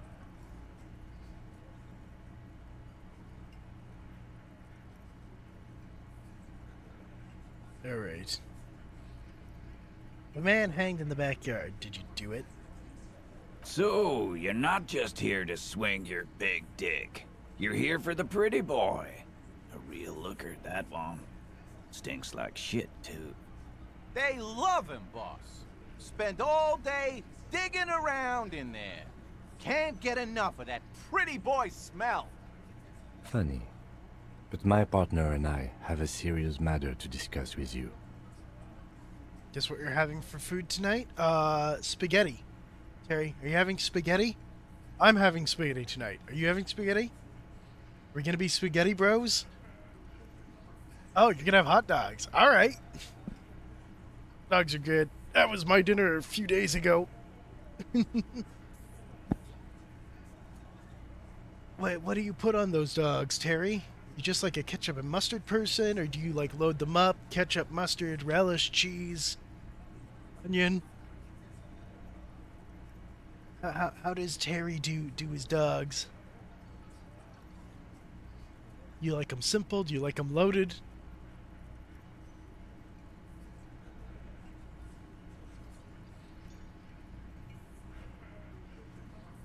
Alright. Why is there a container belt around the dead man's neck? Container belt? Like we use in the harbor? Yes, why? Because we took it from the harbor where we work. Then we went out back and used it to hang him. We did this together, all of us, until he was dead. That's why there's a container belt around his neck. Aha! So you just confessed to murder? Goddamn right. No. These 7 honest men have equally come forth. They told you what happened, so that you don't waste any more of your time. Just like the simulation. Alright. Why did you kill him? Why? 'Cause he was worthless mercenary scum. And he stepped out alive in my town. So he was a mercenary? That's it? And he stepped out alive. He repeats, jaw clamps, got like a vice. What kind of mercenary? The kind that shows up when you start a strike. The experienced kind, too. Had Kohoi and Semenine written all over him. Ex-Oranese Special Forces. Damn, someone paid ex-Spec Ops to go and deal with this.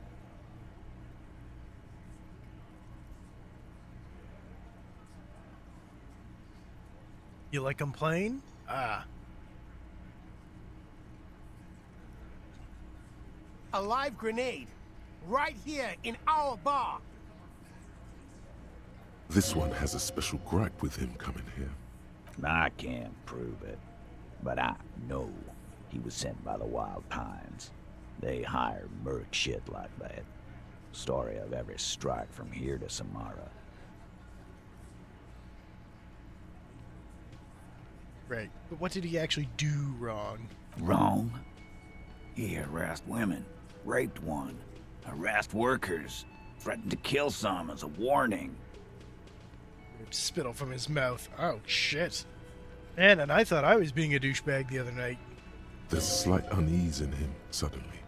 He regrets mentioning the rape. To kill us all, if we don't open the gates, if we don't let the scabs in, if we don't bend over. That was before he started coming here. Yeah, he said it was his favorite joint now. Started coming here every night. Drinking, grabbing girls. Grab one of ours mid-karaoke, right there on the stage. He grabbed someone? The lieutenant is trying to make sense of the flood of information. Yeah. This girl's on the mic. A beautiful girl. Young. Gets into the second verse of Liver Lake. The fucker grabs her legs, starts screaming. Show me your cunt! Why don't you show me your cunt? Then, he gets knocked on the head with a wine bottle. Doesn't even fall down.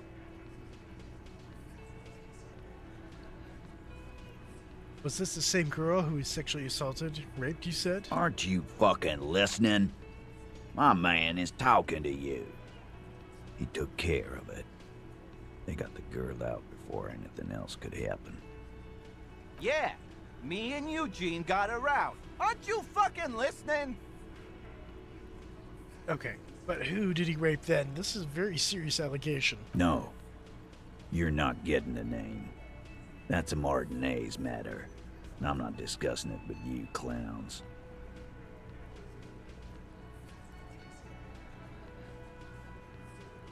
Alright, when did this hanging accident occur? You don't have to answer any of his questions. Fixer turns to remind Titus. I know, Lizzie. Relax. We killed him last Sunday night. Seemed like a good way to end the week. How long had you known the victim? Known him? We don't associate with scum like that, asshole. Yeah! Who do you think we are? Quiet. He came around about 3 weeks ago when that Pines cow first sailed into town. Happy? Ah. What did you just read? A lot of shit, Sue. A lot of weird shit. I don't know if you mean the one in my chat or the one in my game, but that's the answer for both. A lot of weird shit. By the Pines cow, you mean Joyce Messier, the representative for White Pines? The same company you're striking against? No. I mean the Pines cow. The stupid-ass cow they sent in to fuck us over. But you know what? He rubs his chin, pretending to mull it over. Why don't you ask her about the pretty boy? I'm sure she has interesting things to say when you ask her hard enough. That's enough insinuation for today, Titus. Officer, your interview is drawing to an end. Don't waste your last questions.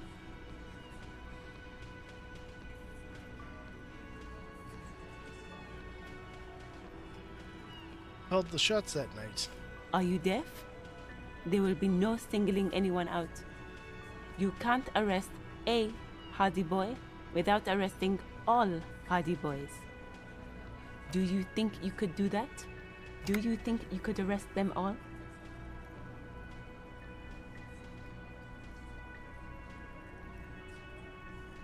Okay, arrest Elizabeth. I don't have to. One of them was more complicit than others. No, but seriously, who calls the shots around here? Who do you fucking think does? Point at Titus, you do. You give the commands. Point to Elizabeth. I thought she did.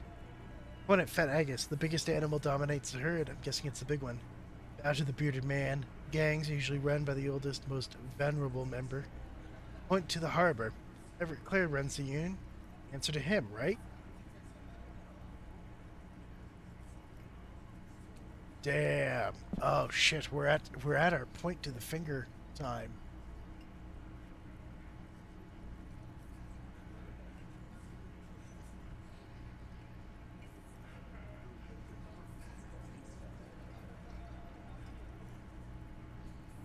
You keep him the fuck out of this. We have autonomy. It's all on us.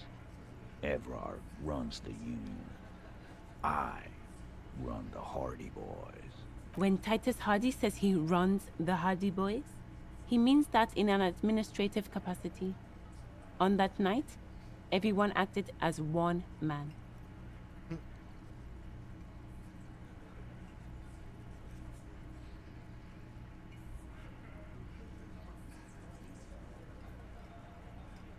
How did you kill him? We hanged him up by his neck until he got real still. Wasn't that obvious, Copper? Can't tell if that's hyperbole or not because there were no signs of struggle. He was unconscious, he got dropped. That was the end of it. He was either still unconscious and suffocated, or it snapped his neck and killed him instantly.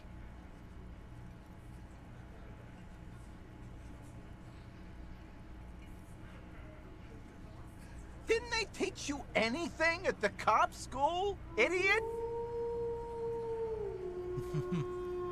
Terry, what are you doing?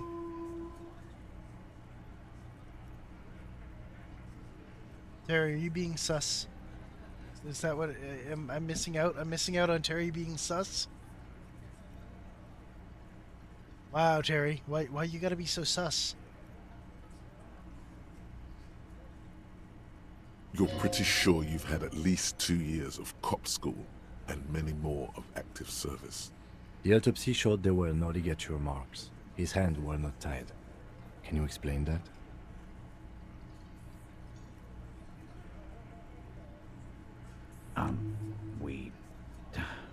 Look, I'm not gonna play 20 questions with you, capo.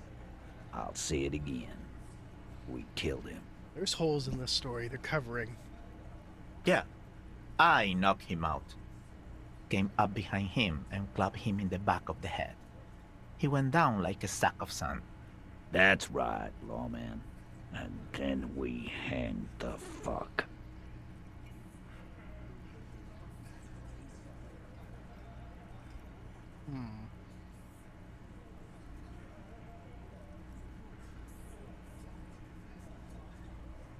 Alright, Mr. Tats, what did you use to knock the victim out with? My fucking elbow, copper. Samaran boxing style.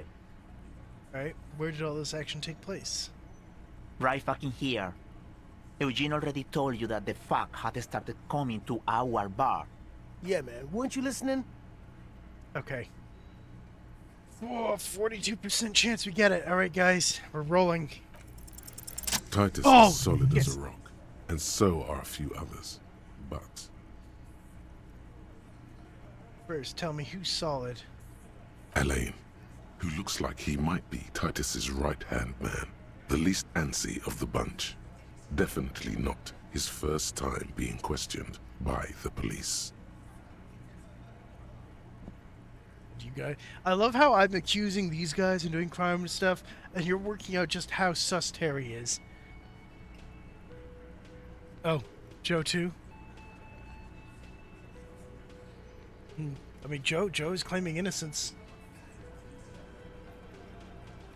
Plenty of proof you ain't innocent. Eisen slander. This little rat-faced fellow is solid, too. Always fidgety, yes, but no change there. Him neither. Mostly keeps to his tomato juice, or whatever he's got there. Who's cracking under pressure? I think it's fat guy. Yep. This one. He's sweating profusely and has difficulty breathing. They've smartly kept him out of the conversation thus far. Definitely the weakest link in the chain. Hey, you! Turn to the big guy. You having trouble breathing over there? There's something you're not telling me. Fuck off, copper. This one is a stone wall.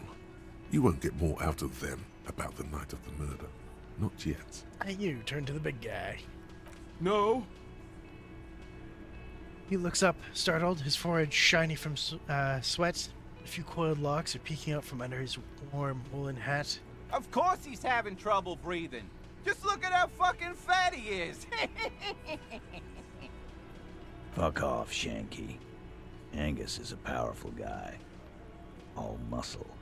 Keep your eye on this powerful guy. Sooner or later, he's going to break like a piece of twig. Shit. Like what, copper?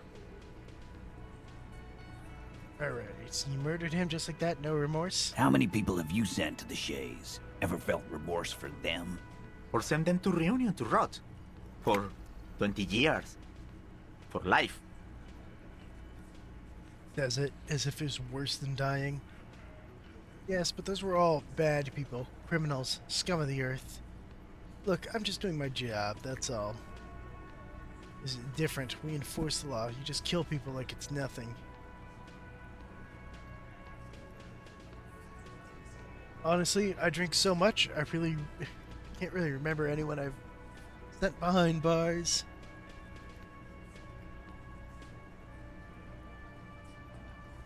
Alright, how are we replying with this?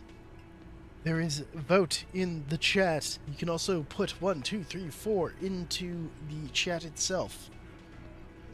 Or sorry, I should say there's a vote on screen you can click. Or you can say 1, 2, 3, 4 in chat.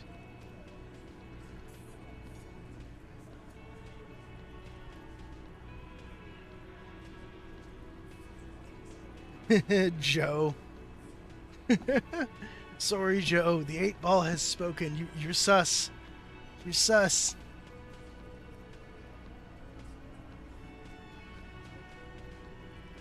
Air, that actually made me smile a little. What you said when comparing the chat in the game. Listen, I'm glad you're having a good smile. Listen, we're all about good vibes here. We're all about good vibes and Joe being sus. Sussy Joe. Alright, honestly, I drink so much, I can't remember anyone I've sent behind bars. Doesn't remember them. He just forgets. Are you hearing this, Titus? Ain't no use keeping a stiff catalog in your head. That's for sure. Alright, so why don't I just arrest you? Step closer to Titus. So what are we going to do now? Conclude the questioning. Alright, I don't think Titus is the guy to go after here. There's something else they're covering. Things aren't quite adding up.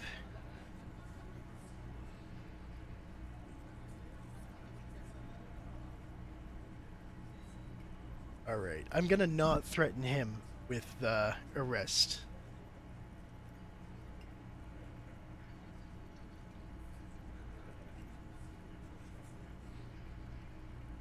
Joe. Actually, it's Sloppy Joe, not Sussy Joe.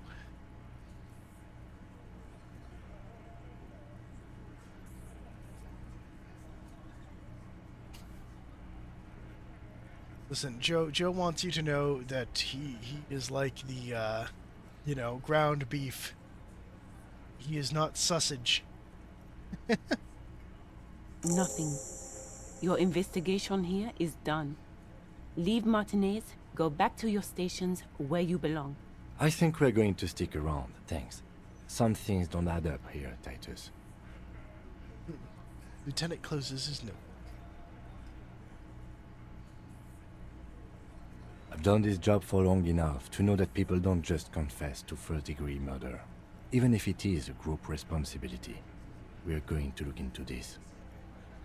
I agree with Kim. There's something just... They were way too quick to be like, oh yeah, no, totally we did it. Absolutely us. Don't you dare involve Evart Claire. Good luck with that. You've heard everything a rent-a-cop is gonna hear from us. Real law officials. You're lucky you didn't get a beating. Air, did you just say sausage? Beautiful pun, Air. 10 out of 10. Yes. That was the bun that I just made. About, what Joe keeps between his puns. Sorry, did I get those backwards? So that's what this is about. He doesn't see you as his equals.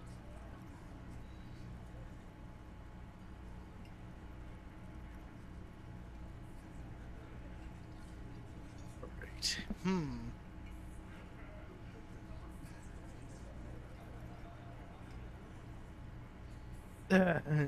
Authority, godly, level 16. Oh, I think that's the highest roll I've ever seen.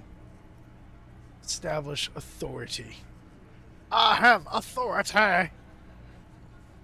Okay, I'm gonna try. Establish authority. Yes. Authority.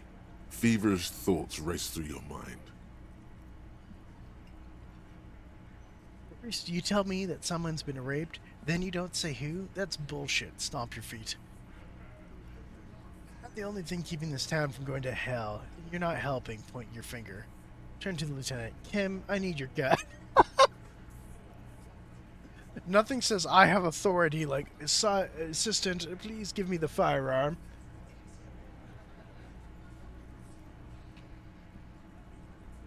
That's it? That's all I got? Oh, God. Did you already try the gun thing? I hear the gun thing is excellent and has great results. You're probably right. The others are only there for filler. Right, to make Kim. the gun thing pop. Alright, Kim, gun thing. Why? Why? This is not what he thinks it is. This is a great idea. I'm afraid it's not what you think it is either. What, who, me? What is it? Everybody calm down. This is only a demonstration turn to Kim. Kim, the gun, please. Oh, God. I don't know if we should go forward with this. I don't think I know what this is going to be anyways. I've made a terrible decision. Do we ask about what this is, or we're just going ahead with this? All right. I swear, if I try to prove my authority by playing Russian roulette or something dumb. What in the name of fuck are you doing? But I don't want to give you my gun, not after the last time. I mean, I can't blame Kim. I did also try to shoot a child. Demon child. The fuck is happening, Titus? What are they whispering about? Easy, Shanks. I want to see where this is going. Trust me, Kim. I am merely flesh. There is no other way. I don't know what I'm doing. It's not my first day on the police job. I want to turn back.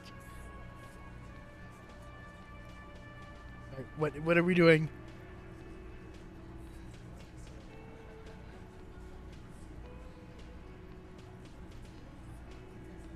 Trust me, Kim. I am merely flesh. All right, that's what we're going with. Merely what?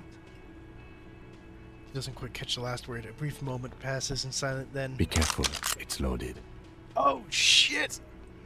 Oh, shit! He actually... What? He holsters and gives you his firearm. Feels oddly light and buzzing in your hand, like a funny toy. Good. Now put it in your mouth. Oh, why are we doing this? This is not gonna end well for anyone. But I want to point it at them. Put the barrel in your mouth. So, behold the demonstration. Give the gun back. This is getting too scary. All right, what are we doing?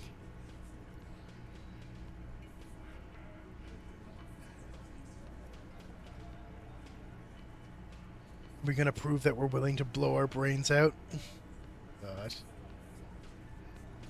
All right, in for a penny, in for a fucking pound at this point. What are you doing? The short, cold barrel touches your lips. It tastes like iron and hell. Genuine panic flies across the lieutenant's face. Fellas, you getting any of this? The big guy glances over his shoulders.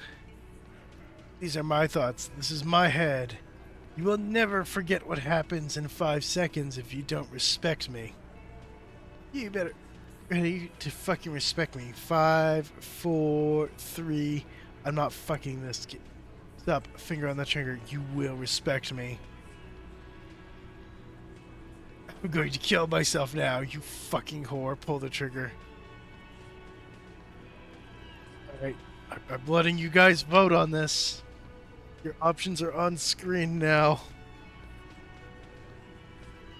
Okay, I guess we're committing an act of violence.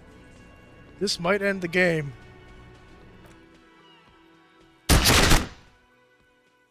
Deranged cop kills himself. Citizens in shock as a deranged law official reportedly from the 41st precinct shot himself in the head last night in the middle of a crowded cafeteria in downtown Martinez. The exact details of the incident have not been revealed, but first-hand witnesses claim that the officer was making a point. Can't say I'm surprised. Lawrence Gart, manager of the Whirling in Rags cafeteria, where the incident took place, commented he was extremely unstable and had threatened to kill himself before. Damn. We're loading back.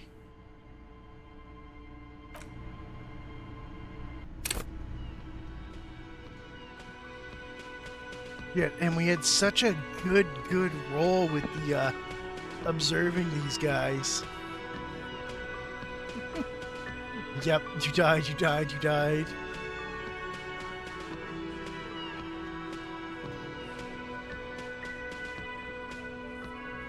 Okay.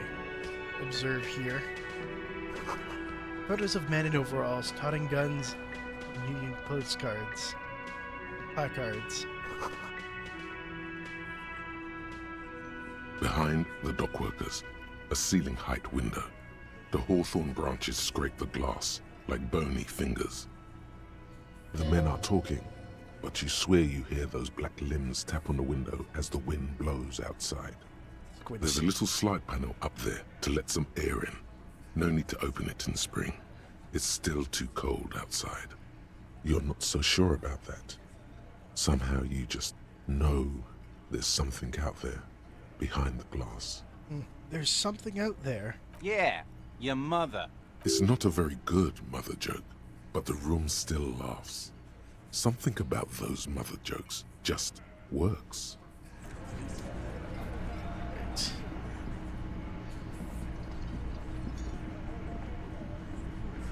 This is where you say your bit. Actually, you know what? Detective. I think we're gonna call it here, because I only have a few minutes left before I was gonna wrap up stream. So we're gonna call it an end here, and then next stream we'll resume with our conversation with him and see if our luck holds out and we're able to get that good roll again. Working out the logistics. Just like the simulation. When? I'm streaming this every Friday. Yippee! I don't know if I will be streaming it next Friday. Next week I am starting a job, so that might affect my schedule. I will keep people posted on the Discord as things go, but typically I do Disco Elysium on the Fridays. I was doing it at 4 p.m. Eastern Time is when I typically start streaming, in and around there. But again, because I'm going to be starting a new job next week, I don't know exactly when I'm going to be starting or doing the stream. So the days might be changing, the times might be changing, but the goal is to do this on Fridays for Disco Elysium.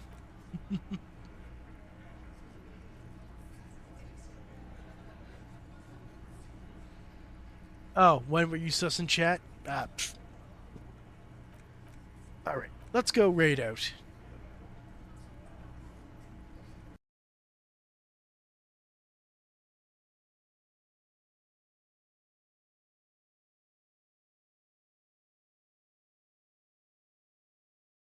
Okay. Let's see. Who do we have online that we can go and raid?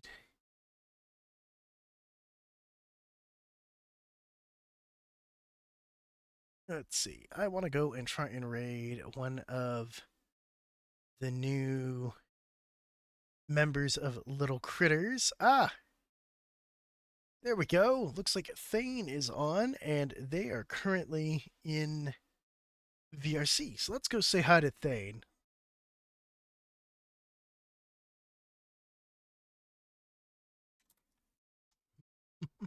And I will see you guys sometime next week. I hope, if not the week after. I should have got my stuff figured out by then. And we are going to go and give Thane some good vibes, as always.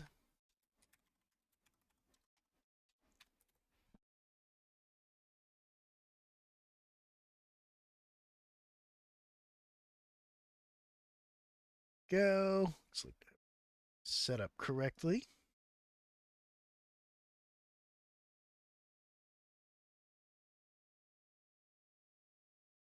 All right. And I will see you guys, like I said, hopefully next week, if not week after.